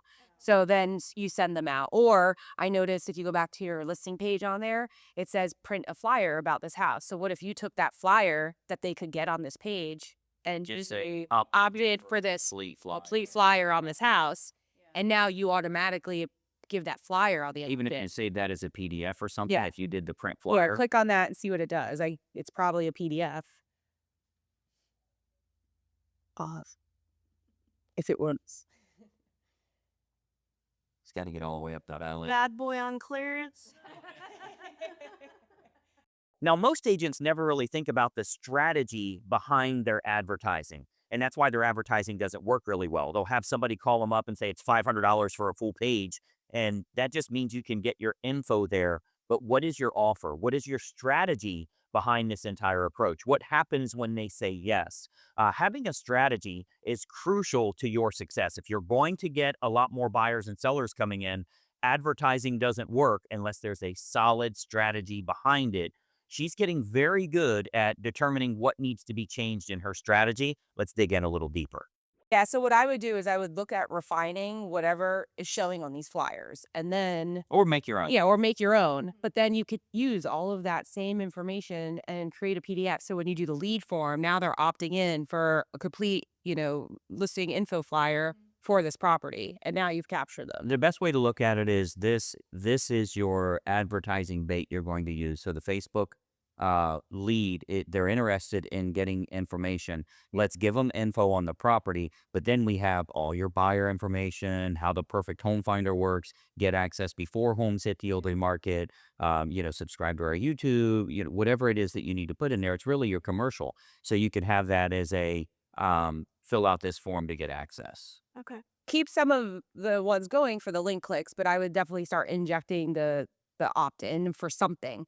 And that could be the flyer, that could be a video, that could be if you start doing like you're getting more comfortable on video. So what if you went to this listing, you did a video of the listing, you posted that on YouTube, and then the opt-in is let me give you a complete virtual tour with me, and now you're playing that video as the teaser of the ad, or they're opting in for the video and then YouTube links there. So now you're And in your PDF, it could be a clickable link to a YouTube video on how to get access Yep. to unlisted Yeah. homes, or QR code. buyers. You could put QR codes on the PDFs. If it's printable, yeah. Yeah. Yeah, not from their computer or phone, but Yeah. yeah. So there's a lot we can do that way so that we're already paying for the traffic. Let's get the traffic to convert. Because right now they're just going, they click through a few pictures and then they're gone. So you don't get much out of that, whereas if we can capture their info, put them in an automated follow-up campaign, they're going to see a lot more content from you. They're going to get educated, feel like you're their agent before they ever call you. Another video you guys can use, just kind of a side note, is the way if you go meet 100 homeowners, they're all going to have some kind of printout showing what their home's worth. They found it online. Really, what they did is they went to 5 different websites: Zillow, Realtor.com, Redfin, whatsmyhomeworth.com, whatever. And they found the one that was the highest and printed that all. Yeah. So a good video piece for you to create is, if you want to know what your home is worth, you can find out online for free. Just go to 5 different websites and you'll get 5 completely different values. Yep. By the way, don't think that the highest one is true and you now have proof. The only way you can get accurate value is to have a local professional take a look at the property, determine amenities, upgrades, that type of thing, Yeah. and get you a real value rather than a lot of the BS that you're seeing online. So you can do that in your opt-ins. You can do that on video content, just to kind of get into their head. Like, we know what you're doing. You're finding 5 different Yeah. values and saying the highest one is death. I mean, if you look up your credit score and you had all 3 credit bureaus, whichever one says the highest, that's the one you think is your credit. So it works the same. So it works for me. Yeah. You guys have bought something online, you know how to have you put in all the information and click to step 2. Yeah. Then it asks for your credit card, because they know when they ask for the credit card, they're probably going to have abandonment. Then if you do abandon right there, you're going to get an email and a follow-up and a text. Hey, we see you almost, finish your order here. That's kind of what you're trying to do here. Okay. And if you mentioned you have the other thing that's her direct application. So now you captured the opt-in for the pre-approval on the thank you page. It's the immediate application. She's still getting the application side. You've already captured, and we've just bypassed 5 clicks and create a login. Right. Yeah. And like I say, I know it sounds like a lot of work to change it up, but it's dozens of closings that are just slipping away because they literally want to go back and see more houses, or they just go over to Zillow, or they're going back to Facebook to see their friends' kids at baseball or something. They abandon it because they're just getting in too deep. And you've Right. probably felt that before. Oh yeah. You get online and you're going through it. You're like, "Whoa, I'm going way too Yeah. deep here. Let me go back." So we readjusted some stuff on the listing ads from Facebook and what should be on those pages, and then also giving them the flyer, and then also the ads for the seller ad, and then doing an ad independent of itself instead of setting them to the site, doing just opt-in for the complimentary home. And it's really just lubricating the journey, like anything that's going to slow them down, cause friction, cause them to think, wait a minute, I'm getting too deep, or this is too much information. It's too early in the process. I'm just looking. Yeah. All the things they know. You like lose the excitement by the time you get to the end. You're Yeah. Yeah. Yeah. And Maybe if I'm gonna do this today. to switch all of that, what you could do is start a new video ad where you talk about getting RWA certified, how to become a ready, willing, and able buyer. So what you may not realize is a lot of the bank-owned properties or short sales or even divorce situations, they're only available to RWA properties. You may not, or to RWA certified buyers. You may not know what that is. That means you're a ready, willing, and able buyer. It means you've been to a lender. You don't have a home to sell. You're approved to go. You're working with an agent that understands those addendums. We can get you to RWA status. It only takes about 5 minutes with a lender. As a matter of fact, I'll put the link right here. You can just fill it out. We can get you your RWA certificate. So now you'll have better access to better homes. Yeah. So now we're given a whole benefit of why they need to be RWA certified. So if we package that up, instead of saying, are you pre-approved, which is offensive to a lot of people, if you just say, are you RWA certified? You know what their answer is going to be. What's that? Yeah, they don't even know what it is. I made it up. So they don't even know what RWAs are. So they're naturally going like, what is that? Oh, that's just an industry trade term we use. It means you're ready, willing, and able, because a lot of properties are going to require that with the offer. Yeah. One of the things we teach our Inner Circle coaching members is an acronym called RWA, Ready, Willing, and Able.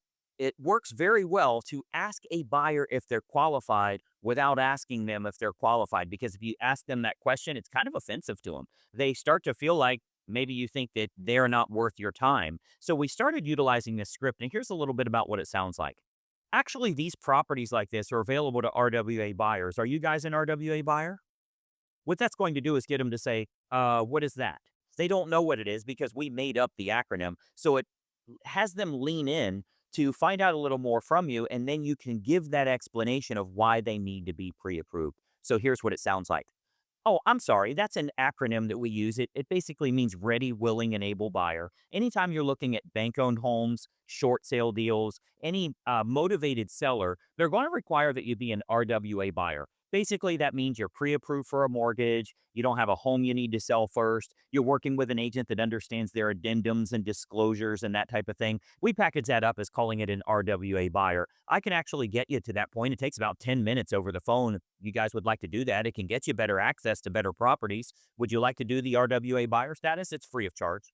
So that works very, very well, provided you're presenting it the right way. You have to be taught how to utilize the RWA approach, but when you do present it to buyers, they lean right into you. You're going to pick up a lot more clients, and it works so much better than creating that friction by saying, "Are you pre-approved?" or "I need you to get pre-approved first." It's funny too, the mindset of having RWA. There was a few years ago at one of the retreats, somebody said they started using that, and all of their people, like their buyers and sellers, even because they also had to make sure they're like, oh, we didn't realize like we should be in this category before we made a decision. Like they fall in line with how you're leading them. So doing that. So that's 2 video ideas that I made note. Yeah. I have some notes.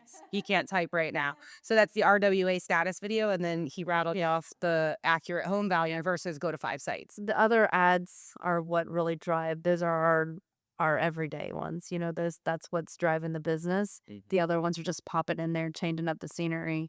You know, I think a lot of them come off the retargeting ads, to be completely honest. Yeah. We might get them on something else, but then when they're watching the retargeting, like the 5 things to know before selling your home, like we've seen it uptick love in that. selling stuff, and that one goes crazy. It's been running for at least 6 months, and we haven't changed it just because it's doing well. and literally, it's me standing there with the hallway and behind me, like just talking about a couple. And things. what is it? 5 what? Here's the thing: we even screwed it up because it's supposed to be 5 things you were supposed to do, but I ended up only doing 4, so we had to edit. Like when I was like this with 5, I was like Photoshop a figure. It's like 5, like we had to edit it out because Kara's like, you only had 4 things, and I was like, oh, skip that. What is But- it? 5 what? 5 things to do before you sell your home or No, something like it's that. like get rid of bad smells, do your landscaping, like Yeah, so we threw B-roll in there too. So it was me talking, and then when we talk about bed smells, it goes to like some B-roll of like people walking through and like pinching their nose or whatever. Yeah. and then back to you. So Yeah. it And the reason for that is everybody always wants to be in that just looking phase. It feels like a safe place. A salesperson's not going to bother me. So when you say 5 things to do before, okay, great. I'm getting ready to learn. I'm getting educated on it, and it's grabbing those people. Yeah, it's less pressure for them. And what are you spending on that? that one is $3 a day. Okay, Or no, I take that back. That's $5 a day. 5 a day. Okay. Yeah. You know what I want you to do there? Like if it's that good, Right. I would go to 10, I would go to 20, I would go to 30, Yeah. I mean, it's going to get you more closing. You can double it to 10 a day and just get 2 more closings, and then take that $20,000 and say, okay, I'll go to $20. Yeah. And start to scale up, but it will definitely keep working for you because it's a good offer. And I would also split test that with, as a matter of fact, let's do this next week. Add into that video a longer session at the end of that video to say, so that's the 5 things that you need to do before you sell your property. And obviously there's one really big thing that'll help it sell for more money. If you'd like to know what that is, simply send an email here or opt in here or call me or text me or whatever, and I'll show you how you can sell your home for a lot more money when the time is right. And that's where you do a whole presentation on target marketing.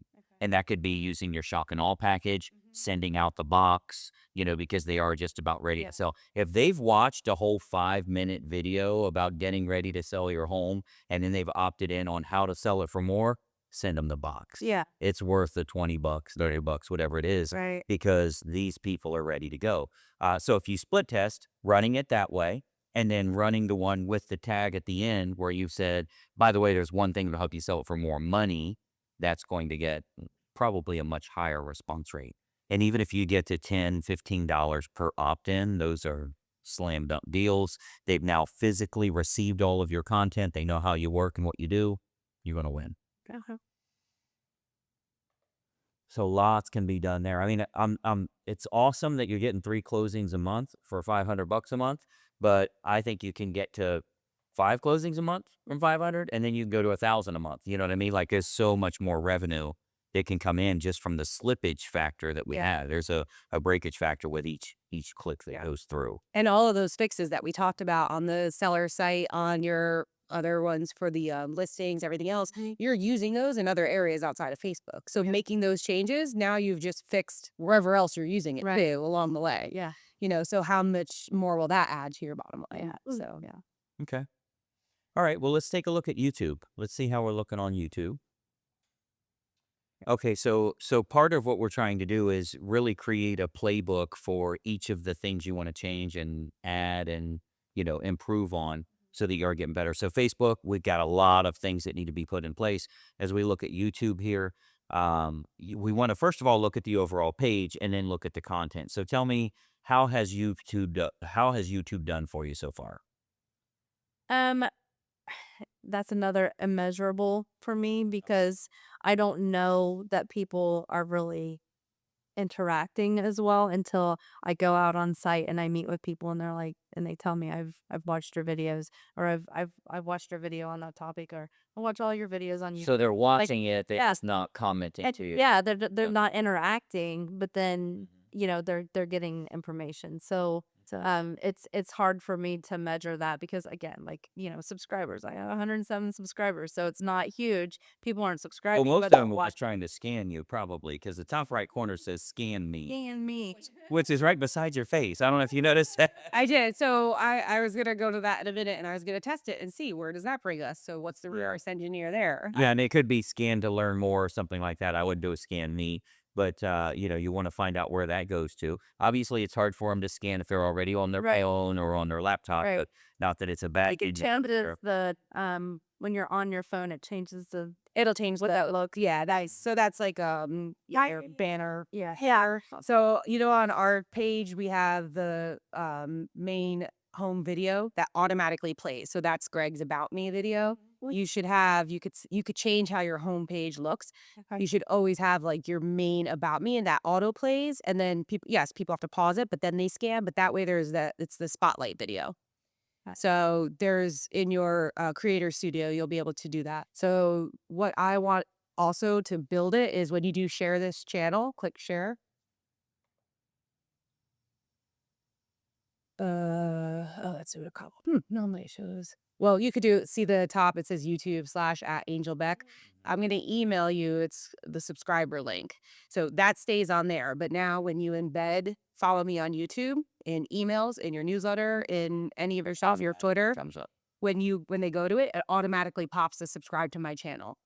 So they can exit out, they don't have to, but it's an additional capture and it's a little back end code that you put on the back of your main YouTube channel. Okay. So when you follow me on YouTube and you hyperlink it, they don't see the special code. Yeah. It just pops up and it will 1, 2 pops up and they can exit out. So that also has helped because now you're putting that in all of your captures and Yeah. people are like, okay, all they have to do is click yes. That's not even Yeah. and often. It's just Yeah. follow. Yeah. So you'd be able to grow followers, viewership and follows together. Follows with that. So I'll make sure you have that code. Okay. Okay. Now go ahead and show Greg the rest of the pages and stuff too. So just the rest of the homepage for now. Yeah, so the homepage, like you can change up what is seen. So you would have your spotlight video and then it always does for you. For you is going to whatever viewer is looking at it. That's going to change based on their searches. So that's never going to look the same by user. So you'd have for you, and then I would add your videos right to it, then your shorts. So you can change how much stuff is shown on this. So like for us, we have spotlight video for you that's automatically recommended. We have videos, we have morning meeting, then we have shorts. So you can do a showcase of all of those right on this homepage, and that avoids them having to click across each of the videos, shorts, playlists. Yeah. Okay. Yeah, like when you on YouTube, if you go to Greg Luther Coaching, we have a video that plays automatically as kind of an intro video, and then all the other channels underneath Yeah. or the other. So the video that would probably be beneficial is like the interview that you guys did Mhm. to have that one up there. Yeah, a lot of agents use that. You could do that, or a lot of them do their own about me and their offers and their services. So especially if we start saying, okay, are we going to rinse and repeat into other markets? Yeah. Now I cover this, I cover this, I cover this. But yeah, just you could look at our page and you'll see that spotlight video, and then that'll, be something. Okay. So Let's- click on videos because since your homepage doesn't show as much, so that way then we could see all the thumbnails and stuff. But again, they're going to have to click through to even get to this. Right. Which if they're already on that homepage setup, less clicks, more watch. But if you scroll down, so That is that ad that's running. It's also just a video on YouTube. that's the same video. Yeah. So YouTuber consumption, people love counts. So that thumbnail should be top 5 things when selling your home. And then leave your type title, the full info piece. But the number 5 is bigger and font size. Post that video as a new one, new thumbnail, whatever. I wouldn't even necessarily change that. You can upload a new thumbnail and it won't change your stats on it, but your stats aren't huge on it anyway. So if she's going to redo it I'd rather with do it that that way. opt-in, do it new as a fresh one. You're not killing a stat. Yeah. Okay. Or showing that it's 7 months old. Right. Yeah. Okay. Sprizzy, you're able to target channel and individual videos, but the amount of target selects that you can do is awesome on Sprizzy. Like, it's crazy. So I just like, I know. So I'll make, like I said, we're gonna put together. This is what Buddy did. It's Yeah. 51 years old. We did it in one Literally, I told 1,000 new. him to do this a week before the retreat, and he came to the retreat. It was just like, you can say this. Like, you're so excited. So yeah, okay, we're putting together the playbook of what could be done. But Sprizzy and Flincy, like, you could put small budgets and you can get the whole channel. It'll engage Very small. What do you mean by small budget? on so Flincy, I think the minimum is, I think they both have a minimum of 50 like a week. Like, you could do $50 a week. You know, it doesn't have to be a day. Yeah. I think you can change the 1 to a day. I have to look. They just updated their metrics actually last week. But you're getting your money's worth. But yeah, like, just the growth on it is Yeah. crazy. And suddenly you'll be like, I have 150 followers Yeah. or subscribers. I have this. Oh, I have this many views. And it will show you on the dashboard of both of those what you're getting. So like, you could set one, I call set it and forget it, where you could say, okay, do $50 a week on this. And any video that gets loaded that week, it automatically starts putting money. Just includes that. So that video might be 50. So that's a $50 video. Yeah. That's a $50 video. Now that gets pricey if you're, Yeah. but if you're making money on it, the price doesn't matter. Right. Right. So there's different ways you could do it on an auto where set it and forget it. And it just puts money on every video you load. Or you could just say, hey, just showcase myself for $100 a week. So those two, they play differently, Okay. but they're cool. Okay, so now we're going to put together the playbook, and this is where the homework starts. So you guys are going to have a lot to do. We spent some time kind of looking over where you're at, where you want to go. The first thing to do is look at the numbers.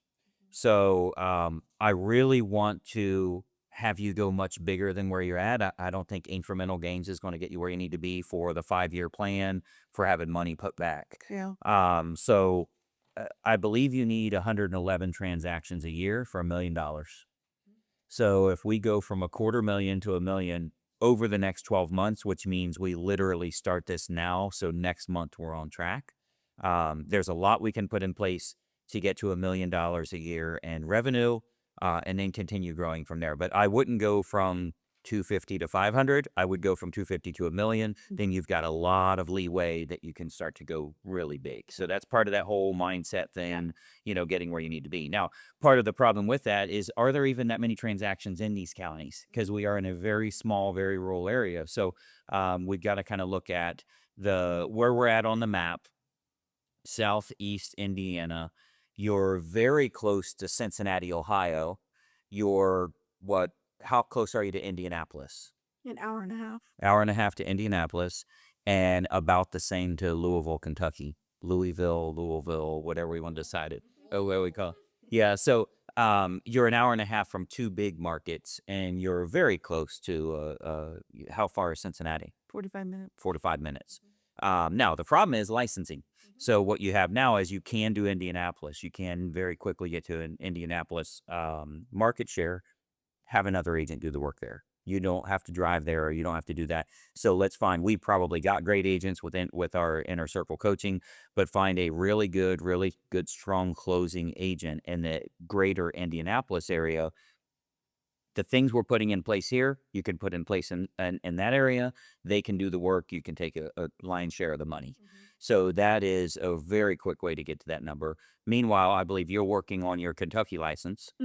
The second you get your Kentucky license, Ohio is reciprocal.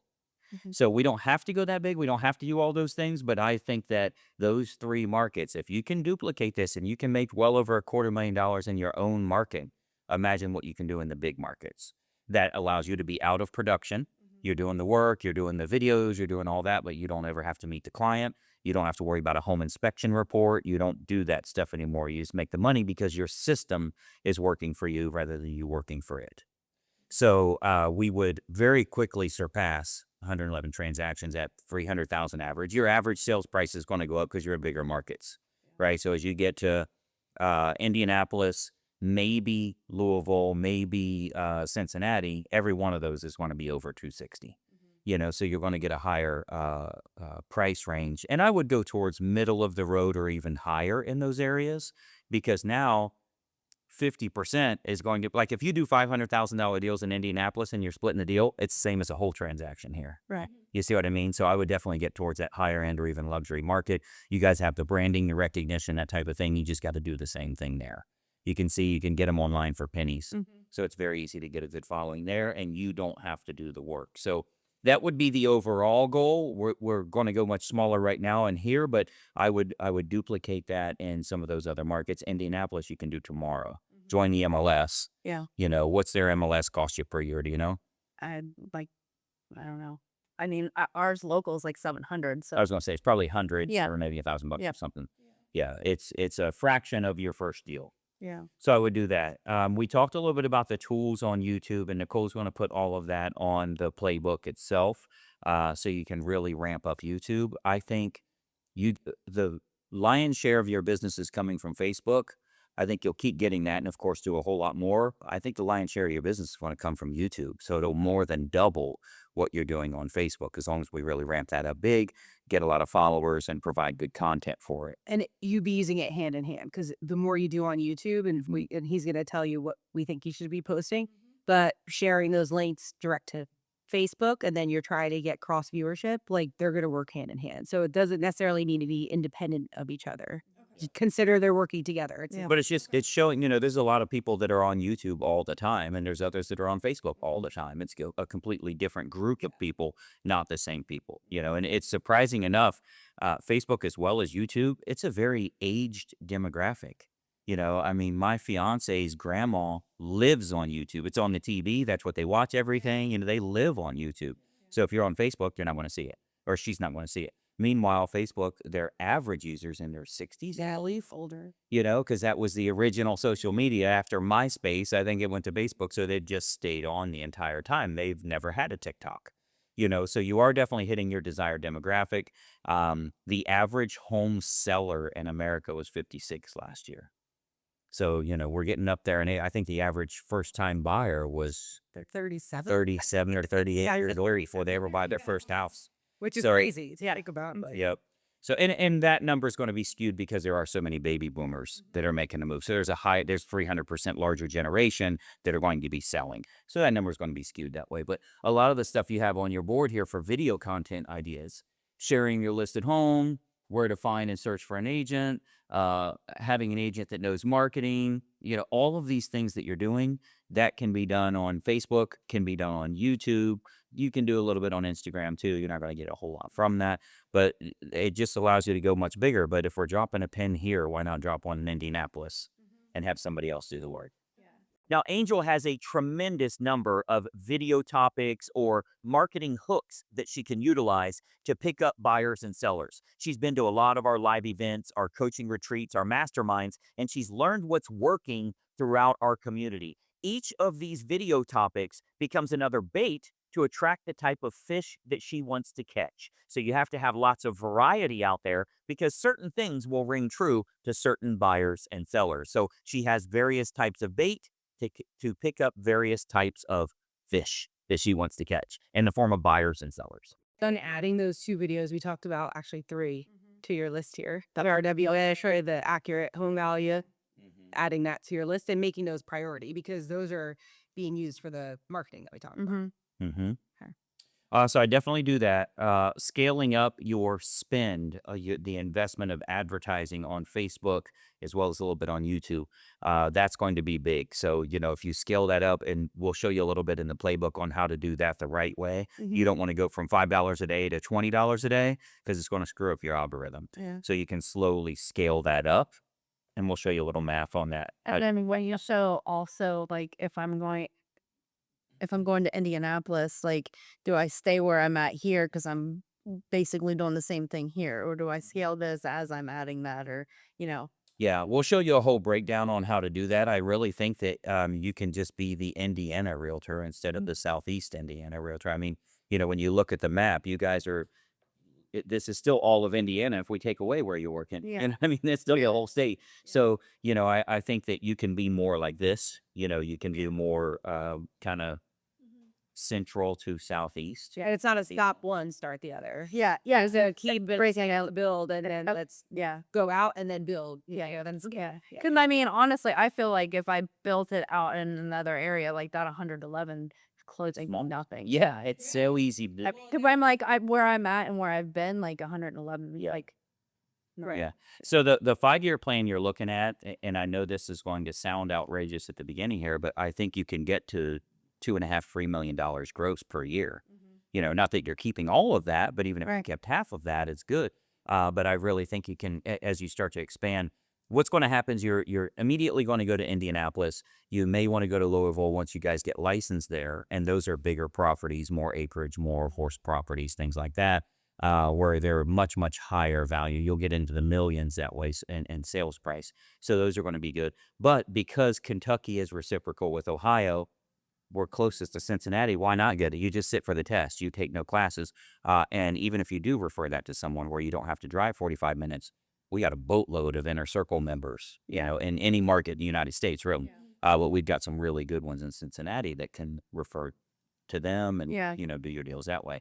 Keep in mind, you can do a referral on up to 50%. You guys can keep 50% of the money. You can't take 51 because then it's not a referral. You were the majority, but the law will allow you to take up to a 50% referral. If it's Remax, Keller Williams, Century 21, you can give it to anybody. You can give it to EXP, whoever you want to do. So you don't have to have a team member there, but if you're going to go big with it, I would get a team member there, Yeah. and figure out how you're going to do that with brokers in each area and all that, Fortunately, you are with a national or international franchise, so you can get with the same brokers in that area. But I really agree with you. I think the 111 transactions is more than easy enough, and we'll probably average more than 300 grand. So you wouldn't even need 111 transactions to get to that number. Okay. Next thing I had here is I think the biggest event you'll ever do is your appreciation event here. I really think that could be big. I mean, you have a beautiful place here. Probably one of the best in the county, really. I mean, as far as newness, quality, features, it's a really cool for anybody that's a small business owner or that works from home, works remote. They would love just seeing that. They don't need to see in your home if you want to Yeah. keep that private, but I would let people walk through this and just have it set up and here like a store. Here's some information. If you're an investor, scan this QR code. If you want a couple of rental properties to pay for your kids' college, I would have all kinds of stuff in here as a store, but let people have a good time together. Again, the face painting, the barbecue, Yeah. whatever. Bring your affiliates, have your affiliates pay for this stuff. I mean, have them pay directly. Barbecue's expensive. We need $8,000 for barbecue, right? Guess it's your man that does the barbecue. So that's $8,000. We'll build you a shed. So when you're including like affiliates, is there like a standard in a sense of like how much they typically like Mhm. give? Like, Well- what does that look? Because we've never done that before. Yeah, I mean, it's going to come down to how much is Angel worth to you? You know what I mean? Like as a lender, she's worth a whole lot. As a home inspector, a lot, but not as much as a lender. A title company, more than a home inspector. You know what I mean? So you start at lender is going to make the most money off of your referrals you send. Next would probably be title company. Then it probably would be home inspector. There's a list all the way down that you can have affiliates helping, not only for this once a year, but for the Facebook advertising, for the YouTube, for the newsletter that you're mailing, for the Greg Luther letter that you're sending out. We have some that just have affiliates that they say, I don't even want your money. Just bring me 10 rolls of stamps. You can pay for stamps. There's no RESPA issue. There's no Regulation Z. There's no nothing. Bring me stamps. And it's marketing. Like it's literally going on our marketing. So, you can do it cash. You can pay it directly to the printer. They could probably call a printer and just say, here's my credit card. When she calls, she can use up to $2,000 a month. and just pay it directly to a print shop. Like there's a million We've ways. done on some EDDMs that my vendor's been on. Yeah, It- that way you're not funneling the money or anything like that. Just pay the affiliate directly. We're literally using it for marketing. But if you're saying to them, I'm going to send out my newsletter and this goes to 1,000 people a month or 500 a month. So now this lender, this painter, this, they're getting that exposure. So you make sure you know what they're getting. If you do an email blast every month, that's an email version. We'll say do an email version if you absolutely can't do a mailed version, but also your email list is way larger. So you do an email blast, are your affiliates all listed in that? So now how much viewership did all those affiliates get? Okay. Make a note to look at under the resources section of the members website, go to the agent sphere of influence newsletter. Down the page, there's a call out where it says learn how to make money with affiliates or have affiliates pay for your marketing, excuse me. So that way you could see we did a full breakdown on that. So that'll help like once you get to that point further. Okay. Yeah, because we talked about putting on the back of the closing folders when we did the next order, like business card style, but having affiliates like if somebody needs a handyman, HVAC person, Yeah. or anything on the back of that folder. Yeah. Too. Which is the same on the back of that newsletter. So the template that we give, the last page is about Angel and the team and everything else. And you can get them seeing those other faces, push your other agents, but then it's our preferred vendors. So you don't call them our affiliates. Right. We do it our preferred vendors, our preferred, Or partners or our dream team for you, something where it's the benefit for the consumer. Yeah. So affiliate people know like you're getting paid somehow. Yeah. Right. So, and then there's the spot for all the business cards. So you would do But it. you should do like a planning committee between you two or bring other folks in or whatever just for ideas. I mean, I would do the 4-H auction, whatever their company is called. We'd love to have them as the platinum sponsor of this event. It's $4,000 if you want to do it. But if we can invite your entire list, we'll let you do it for free. Now we can invite all their people to come to this thing. You see what I mean? So because you want to get lists of people too, you want to be able to market and So them say we recommend you come to this. It's kind of like a festival style where you cut like it's not. Yes. So yeah, you don't need to have a night like a hosted, like it's something at a wedding or like that. It's a come and go. You'll do But- better with traffic for 5 hours rather than 90 minutes. Yeah. I would rather have coming in and Yeah. And then the event insurance for that type of thing. So you want to look into, you can Google event insurance, hole-in-one-insurance.com. That's the one that's specific to when they do the hole-in-one competitions or the car giveaway and stuff like or that. output or whatever. But they have different options on there that if you're just hosting for that. So that way your liability and what you're worried about is kind of a little bit better. But That would keep somebody over there, still do it. But the hole-in-one is more for if they win the car, it pays for the car. But look into event coverage. I mean, even for our retreat, I got it for cheap. And I'll make a note to actually look at like whoever that company was. And it's just protection for that 5 hours. Okay.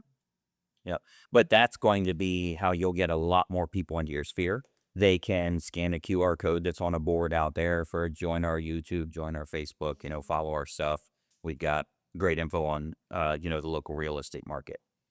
So I think that would be a tremendous opportunity for you for building the list much bigger. Do it in the fall, have a rain day for rain out day if need be. Into October. So yeah, the holiday pressure is alleviated. Yeah. Our festival, Yeah.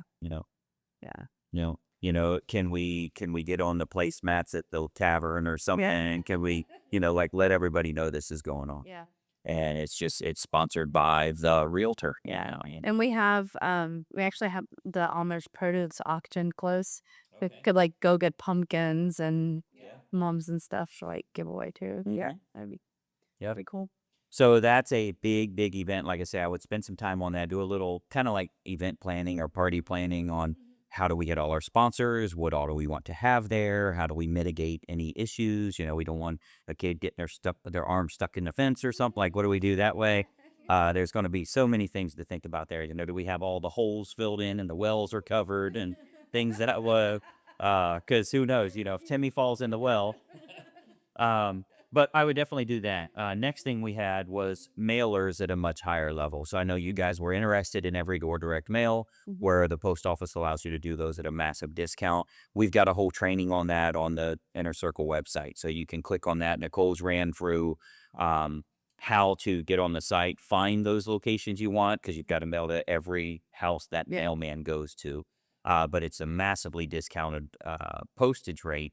And if you've got good offers, like what you're doing on Facebook with Perfect Home Finder, that works in print. And it works better in print because that's what they call real mail, instead of the email or the social. And especially like here, we know you said it's more difficult because it's so rural, but once you're starting to do those takeover spots, spend some time on that map and look at, okay, if you're look at the MLS, what's the turnover of these areas?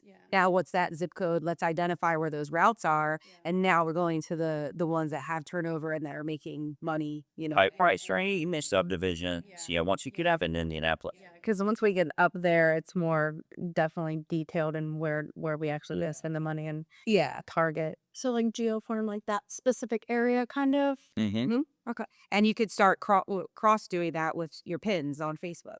So now they're getting retargeted, showing you're in your mailbox. Then they're like, oh, this chick's everywhere. Like, where'd she come from? yeah. Yep. Yeah. The next thing that you'll want to get going again, I know you've done it before, is the newsletter. Newsletter is going to be very big for you in virtual print, not the internet. So we're not talking send an email, but the actual print version. Again, have sponsors pay for that. They'll be in it. They don't need to pay. Well, I'm in 20% of the picture, so I'm 20% of. No, This is for all of our marketing. It's everything. We're fine with no pictures. My picture is not there, yours isn't, and theirs isn't. Who cares? This is to get it out to those people, and it's what allows them to be on your dream team. That you put that in the closing statement with everybody. Like at the closing table, we give you a list of our dream team. Keep this if you need a deck painted, if you need lawn service, if you need a handyman, if you need a plumber, a drywall, whatever it is. So Building built. Yeah. yeah, barbecue, whatever. Yeah. So anything that they need, like that's the dream team. As long as they keep helping with advertising and promoting your business, you'll keep them on the dream team. Otherwise, another garage door repair guy will do it. So we'll go to another garage door repair guy. But I would definitely do that.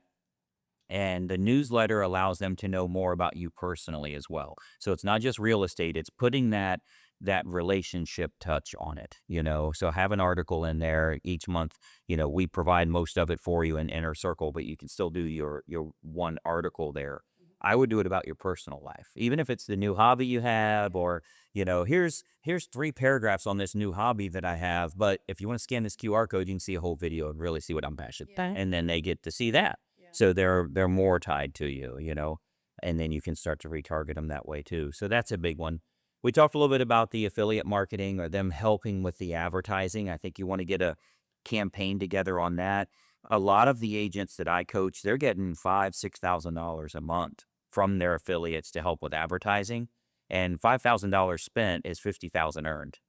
You know what I mean? So it's really costing you nothing out of pocket, but rather than you spending the $5,000, let everybody share in this because they want to share in the profits anyway.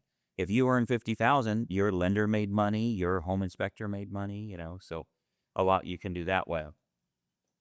Let's talk a little bit about the shock and awe package. So you've seen a lot of what we've created there, and basically it's a box or a folder if you want, or I prefer the box of information that really makes you stand out better than anybody. I mean, if you can imagine you were having a house built and they just give you this huge box of info and it's all about the builder and the quality of the materials and why they're different and why they're better and options you have. If you do that on your service, with the tools you guys already have that we covered online and the stuff that we've done in that shock and awe package, I think it's a no-brainer. When they first opt in with you, you see they show any interest in selling or buying or whatever, you mail that to them, game over.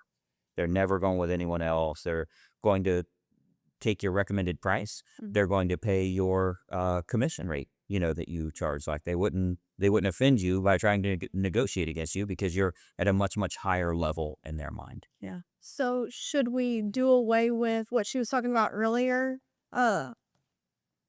The Agent selection guidance. Yeah, I mean, a lot of that stuff is good. Like people that just join in with our Inner Circle coaching, I think it's a great way to get started. But you guys can afford $30. You know what I mean? You can buy a bunch of boxes, so you don't have to go the very, very affordable route. You can go better. That's good. I would go with great. so go ahead and move forward with. And there's different elements to the materials that we wrote in Shock and Awe. The copy draws you through the whole process a lot more than some of this. Like this is great when you're showing up to a listing and they don't know you that well. You're like, bam, here's my agent selection guide, bam, then you services. You leave that, of course, but it's good leave behind material. Shock and awe is meant to like just shock them before meeting you. Yeah. And the copy and the level of those reports and all those things that you saw that we did is just a lot deeper. And they're just like, there's no questions left, like there should be like nothing left in their mind other than, well, this girl better show up. Yeah. That's it. Okay. So, and you can start with like, you don't have to, like, we would like you to do the boxes, but you could start with the 50 or the 100, just the folders, like what we already did. And then maybe, okay, now we're just going to get the guts and we're going to do the custom folder, like you heard us talk about how treat. And then, okay, now let's do the box, but maybe get some of it on hand for those luxury sellers that you're running the ads for.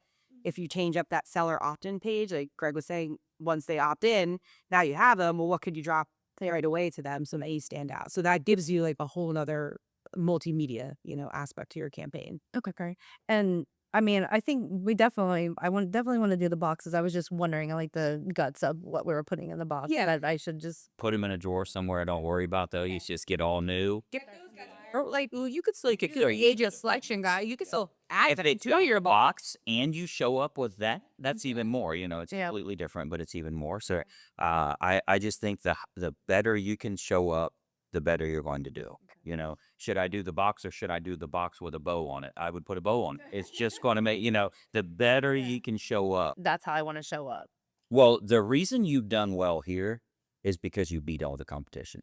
You've one upped what they do. And as you've said, they've copied a lot of what you do. When you do it, all of a sudden somebody else is copying it. So the reason you've done well is you showed up better than everybody else showed up.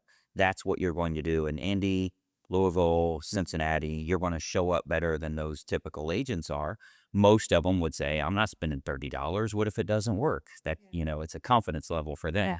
So you get all the business. So I think that'll be big for you. One reason Angel is doing so well and picking up so much business is she's continuously trying to perfect her craft. She's doing an autopsy, finding out why something died, finding out what happens on that buyer journey and that seller journey throughout her marketing and conversion campaign to get better at what she's doing. She's showing up better than all other agents, and that's why she's getting better results than other agents. Next thing, that's half of our playbook, by the way. So the next thing that we're going to do here is the Greg Luther letter at a much higher rate. So you're getting people interested in the Perfect Home Finder. Yeah. The Perfect Home Finder offer is, hey, if you're frustrated looking around online, you're looking at all the leftover properties. The best homes are sold before they ever hit the internet. If you're interested in getting access to homes before they're ever listed, I have a service whereby you tell me what you're looking for, clear down to area, price range, neighborhood. We can go out and find sellers willing to sell that are not yet listed. So that's not a pocket listing because we don't have any listings. We're literally offering a service that we will go find houses that will then become a for sale by owner that they're selling to you, my client. So if you advertise that and actually follow through with that and show them like we've got a magic letter, the Greg Luther letter that we send out to these neighborhoods and it gets 5, 6, 7 owners that are interested, we'll preview the home. We'll make sure the owner's at the right price. They're willing to pay the commission, all of that. It does fit what you need. Then we will take you out to look at the 2 or 3 that match. If that doesn't work, we go to the next neighborhood, the next city, the next area. I would be doing a lot of those. I think that's one of the most profitable things you'll put in place. Of all of the Inner Circle members we've got, that is the most profitable thing they do. They're like, the more of those we can print out, we've actually got handwriting machines and all that stuff that handwrite the envelope for you. So there's a lot of stuff you can do that way to just crank out a ton of them. And remember, it's not just about finding that home. Oh, they wanted X home. Well, 5 people, 10 people responded to the letter. You can still only sell it to the one buyer. So now we find listings. End up listing those other ones. Oh, well, we'll go find you buyers just like we found the seller. So again, like my whole thing, like don't have tunnel vision on their process. Okay, so now the Greg Luther letter attracts tons of buyers and sellers. And if you're looking to find motivated prospects that will work with you immediately, there's absolutely no better marketing campaign that exists. All of our members use this, and all of them are having success with the Greg Luther letter. The Greg Luther letter is going to work well for you. And again, I would do as many of those as we can crank out. If you've got anybody over 4 years old that can write with a crayon, have them doing envelopes. Slave labor is legal if they live in your household. My mom likes to come over and use my pool while I'm working. So now I'll just be like, you're gonna have to crank out some letters first. Tax. We got it. We talked. The next thing I had here, we talked a little bit about every door direct mail. I mean, I can't stress enough how profitable that is. That was designed by the post office, first of all, to save the post office because they've been struggling for 100 years. But it's designed to allow small businesses to be able to get in front of everybody in the community. So an ice cream stand can make money using every door direct mail. A dry cleaner can make money. We're real estate agents, so like you're going to make thousands and thousands of dollars. They're hoping to get somebody with $80 worth of dry cleaning. So you can imagine how profitable it is. We've got agents that do far better than dimes for dollars. So, if you get the right area, you get the right message, and you're doing that consistently to them, you're going to get a certain percentage of the market share for that neighborhood. So we've got some stuff on our YouTube channel where we break down, take your own neighborhood like a subdivision, take the own neighborhood you live in. Here's how much realtors got paid last year. That's real easy to figure. 2.5% of all of the sales with both transaction sides. If there were 22 transactions, there were 44 transaction sides, and on average, each person got 10 grand. So that's how much the neighborhood paid realtors. How do I get 20% of that? How do I get 30% of that? So we got some stuff on the YouTube video you can watch on that. But I think if you scale that EDDM up and you guys start to track your numbers, you will be excited by investing money in marketing.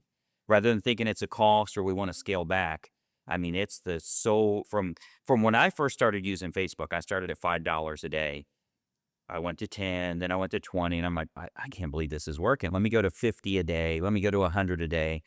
Then we got into the thousands. Like, this thing is really working. It's costing me money not to do that, so I have to scale up. So I think you guys will get that way. If she gives you a list at the end of the month, like we spent $1,200 and we got 5 closings out of this thing, I think you're definitely going to be into that. You'll be like, let me do a little more. Yeah. Get to where you hit diminishing returns, which means we're pretty much fishing out this pond for all it's going to provide every month. Let's do it in another market too. Then you can go big, and you'll never outspend those markets, Indianapolis or Louisville or whatever. So Are you using the tracking sheets and the spreadsheets I put together for when you were at Ohio? Surveys it? It's like, nope. Okay. So on the I'm not the spreadsheet person. Like, I hate numbers. Caitlin will enjoy it. Yeah, she's got a banking background. And that's where that helps you, because some of the questions we were like, you're going to get excited once you start seeing it, and you're going to love numbers. Right? Yeah. So Caitlin on the site, it was under Ohio. She came, and that one was like Retiring Wealthy, maybe. Yeah, I think it was the Retiring Wealthy event. It'll say Ohio. If not, shoot me an email. But that has spreadsheets, tracking sheets, all of it. It also had your agreements if you are going to look to build a team and do more, especially going to these other spots. It's great to have a referral agent, but what if you have a full team member? That's just their area. So there's a lot of stuff that we did that will really benefit everything we're talking about. Okay. And I do get excited, like when their numbers, I know when I'm looking at. Yeah. But it's a lot of it. It's like, I don't even understand where I'm going to See it, but on that tracking sheet, it shows everything, and you're going to change it up based on what we're saying to do here, add to it, and it tracks that. Like, you just add in the numbers, and then that way you see your totals. Like, where did my money come from? Okay, if it came from this, let's turn this radio dial up. This one didn't work so well. Okay, turn that off, turn it down, whatever. So you'll be able to start gauging it, and I think that natural excitement will happen. We're going to be like, I love my numbers. Like, and you only need the high point number. So as an example, Nicole, when she calls me, if she's like, well, the retargeting's working well on this and it's working well on this, and I tried the carousel ad, and I don't know what any of that stuff. That's tech, and I don't do tech. What did I spend? 60,000. Would you bring in 420,000? Okay, do more of that. I don't want to know the details, and that's how you want to be too. Is just let's do more of that. Because by the way, you don't have to spend the 60,000 next month. It's just you lose 420,000. You know what I mean? That's how I look at it. Is I got to keep going, because that's the fuel. You got to put fuel in the car to get it to go. Right. So once you know those numbers, what did I put out and what did I bring in? Keep doing it, or make an adjustment, or scale up or scale down, whatever you need to do. But once you know those numbers, you feel real confident about spending the money. Okay. Next thing we had is operating systems. So we've given you, I think it's actually on the Inner Circle website. Yeah. We have operating systems with full email sequences for follow-ups. If a new construction lead comes in, they get these 5 follow-up emails automatically. It has nothing to do with you until they call you. or 7 emails and 2 text messages. It's like 6 and 2. Some of And then, if it's a move up buyer or if it's a baby boomer or whatever it is, put those operating systems in place. So now you're just thinking, how do I get them to opt in with me? Because I have an automated follow up system that will convert them for me. Yeah. So we just have to get the Zapier or whatever. Yeah, Zapier is Zapier. And so I'll look. So Zapier I use for a gazillion things, but that's the biggest downfall and like my nemesis for Facebook is that they have this awesome platform, but you're stuck. Everything's in there, and unless you have that integration, like I said, the bridge to get it over. So KV Core, you're gonna have to check with some other tech people and stuff. But Zapier most likely will do something where you can integrate it and move it over. I think also if you do keep Privier, I'm not sure. I think it can talk. It might be able to talk back to KV Core. I'm not sure. If you look at other integrations of the Privier, there's a whole sheet of stuff that they can integrate. What Zapier does is basically it's getting info over Yeah. here and it'll It zap. it acts as the bridge. Yeah, to like so I have tools set up like, oh, if this happens in Facebook, this will happen. If this happens in the Google Drive, Mhm. I'll get it. I think there used to be one that was called If This Then That. Yeah, that was This happens. that was an old like, Yeah. well, yeah, if this then that, yeah. I feel like we tried the Zapier thing like in the beginning, like a year and a half ago, Mm-hmm. and I feel like I couldn't figure it out. Whoever's in charge of your tech who like initially brought you KV Core, which is through the brokerage and stuff like that, you need to talk to them. They're going to have a higher level person that, okay, I need to do integrations. So how do I get my Facebook leads into it? I would love to be that person of every system out there, but Yeah. we're not. Like there's so many. But Zapier would be your most likely tool that's going to do that. Okay. Yep. Next thing we have is going to twice a week on YouTube, posting a lot because you're going to have a lot of traffic now. So it's not going to be for 50 or 100 or even 200 views. It's going to be for a lot because you're really pushing it hard. So I would do 2 videos a week. If you're already doing Wednesday as a scheduled, maybe do Wednesday and Saturday. Hits people a little different when they're off for the day. They're playing around on the internet, whatever. You don't have to do it on Saturday. You can just program it to go Saturday. But that's what I would do is go to twice a week. And if you do it the same day and same time consistently, YouTube's going to give you credit for that. They're going to put it in front of more people rather than just random and sporadic. So I would go on a kind of a more set schedule of every Wednesday and Saturday. You have a new video going out. You only need about 5 or 6 topics to talk about. I mean, you got more than that right here, Yep. but each one of these, let's take the secret to selling high. You could do 3 or 4 different videos on that, different ideas, different angles, that type of thing. So many things you can do to never run out of content. How many people say I do video, I just don't know what to talk about? On our Inner Circle site, we have a whole page of here's all the topics that are working and actually converting well for you, that are going to get the interest that you need. So Go to Great. Content Corner videos. Yep. yeah, under content. Content Corner videos, there's a bunch of stuff we gave. There's going to be seasonal stuff. There like so many things so that you can actually plan out, full marketing calendar. So like I have all of our stuff, but you could plan out a full marketing calendar of when all those things hit or what videos we need to have made by X so that we could do seasonal marketing too. But there's tons of examples on there. And I think we also paired some Facebook ads and headlines and stuff too you could use. Yeah. Try to take some guesswork out. Yeah. And the next thing we're going to do is the most important one is to grow the sphere. So your sphere of influence, the people that know you, like you, and trust you, it's a digital thing now. It's getting them online. I mean, we send them print and all that too, but really putting a fence around your herd and getting as many in that fence is the key. So with the cattle stuff that you're doing, you make more money with 10 than you do with 2. Well, you make more money with 1,000 than you would with 100. So it's really the same way with these people you're creating relationships with. How do we get more to know us? Again, the old school version is the blue-haired 98-year-old lady at the office that has a ton of past clients. The way she built her sphere was actually selling them a house. And she was selling 20 or 30 or 40 a year. It just took that long to get to, 400 people. Yeah. You can go really big. So then when I say how many people are in your database, you can say we have 7,250, So how do we get more people into that sphere? They're going to follow Facebook. They're going to follow YouTube. They're going to ask questions. You can have an open call-in day for questions that you have, real estate related, no pressure. I'll answer your questions for you. We're going to do our event here. There's just so many things that you're going to be doing to get more people following you and in that list. So when you put a message out to the world, it's going to more people instead of just going to 300 or 400. It's going to a much, much bigger number. And everybody starts with zero. Every agent in the world starts with 0 people. So as long as it's more than it was yesterday, we're building our list, we're doing the right thing. You want a big herd and have a good fence around it so nobody else can poach your people. And that's really what you're doing here. Because as you said, you can take on orphan clients. You can poach other agents' clients, because when they sell that house and you guys get to the closing table, they never hear from their agent again. So somebody might as well stay in touch with them.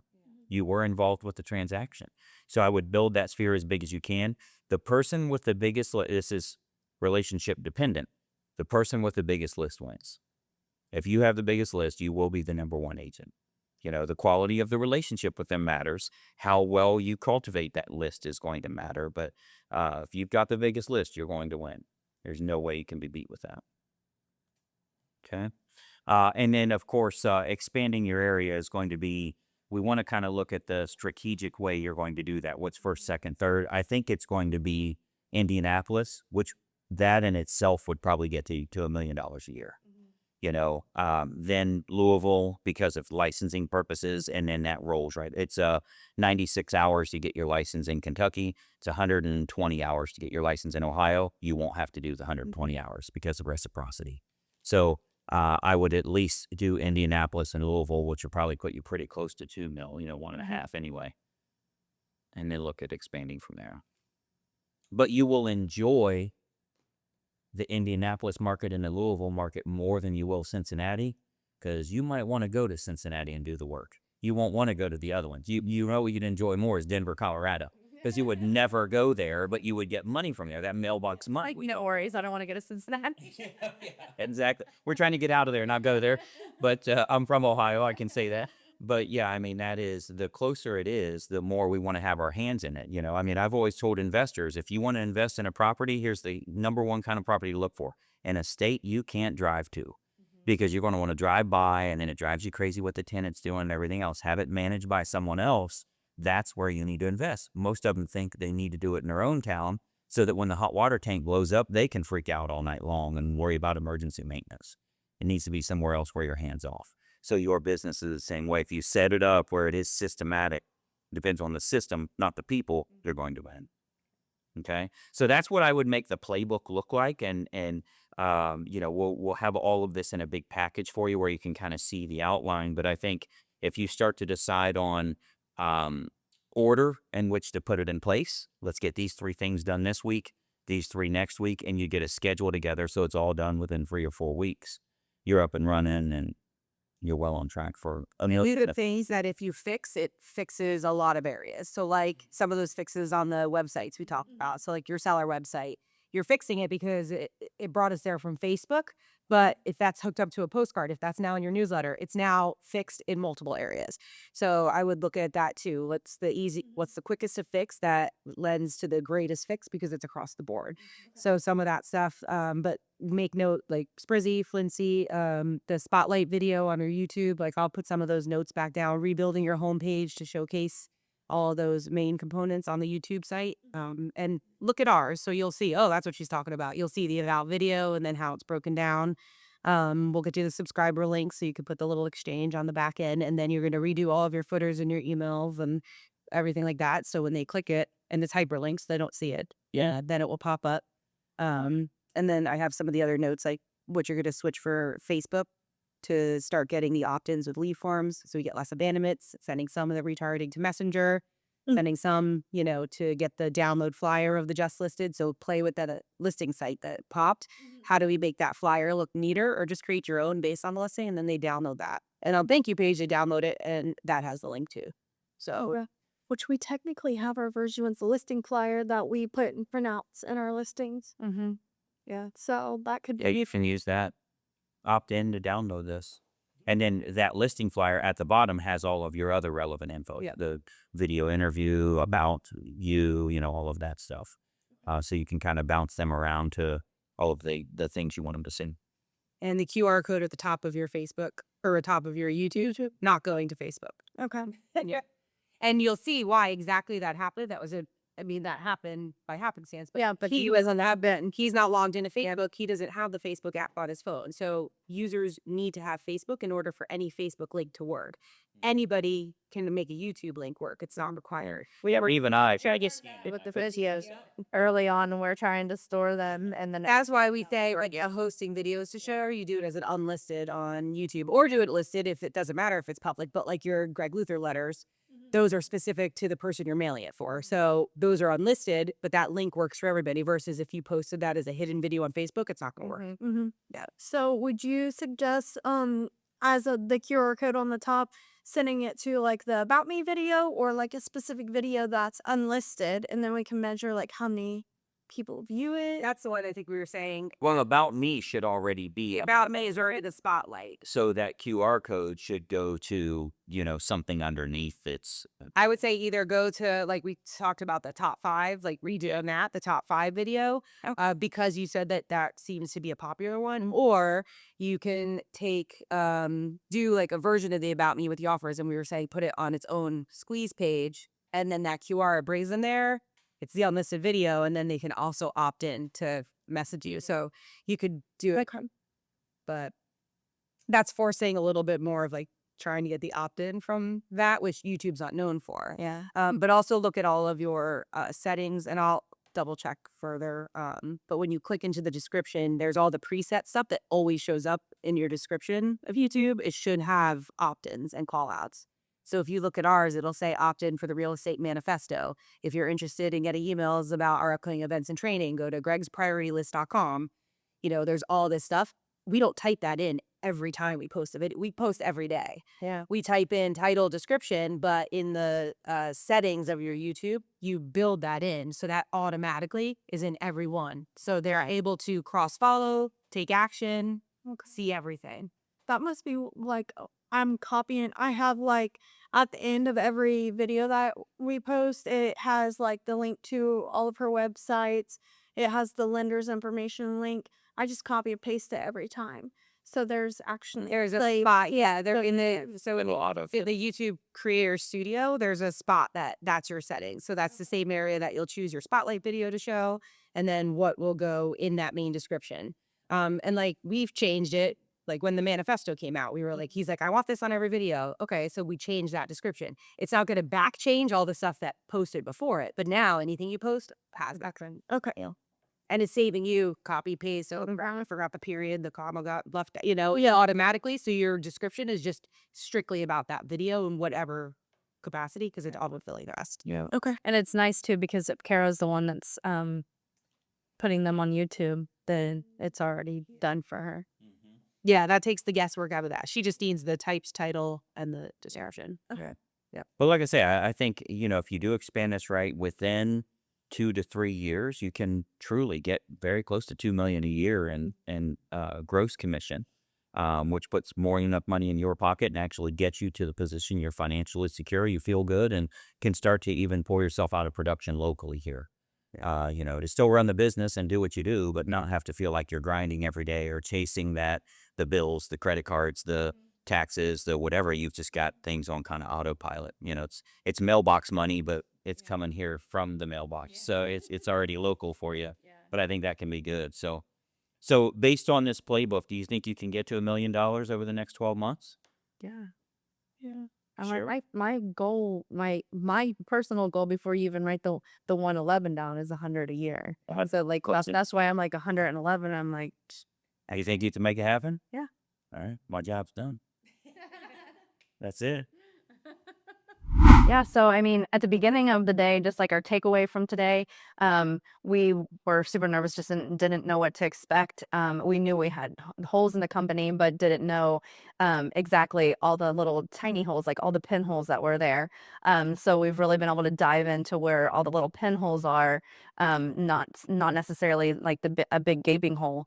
And all of that has added up to a lot of things that we can fix and are able to scale after that. And we've got the opportunity now that we're able to fix all of that before we start scaling. So Had I have done this and started scaling on my own, I would have made so many more mistakes looking back without having all these areas fixed, and then started scaling and having to go backward. And that's what really for today, that's what today meant for me, was really getting that map, but really making sure the foundation was set in stone before building up. I just like to be encouraging. So just because like where I'm at in my business, I'm able to scale. So as an agent watching this, I just encourage people to understand that where I'm at in my business and I'm able to scale is not where I've always been. I've started lower, and because of the marketing that I've put in place, I've been able to get to where I'm at, and now I'm able to scale. And so I hope to look back at where I'm at in a couple years and be like, wow, I can't believe I came that far in that little bit of time. And I feel like everyone can apply that to their business. So Angel is doing the right thing to grow her business, and she now has a playbook that can help her tremendously. If she does all of those things, she's going to get over her goal, which is $1 million a year. No guarantee that's going to happen, but she's going to get a lot closer to that if she puts all of these things in place. You yourself can download that exact same playbook and use some of those tools that are available. Make sure you're following the page, share this with other agents, and I'll see you in the next episode.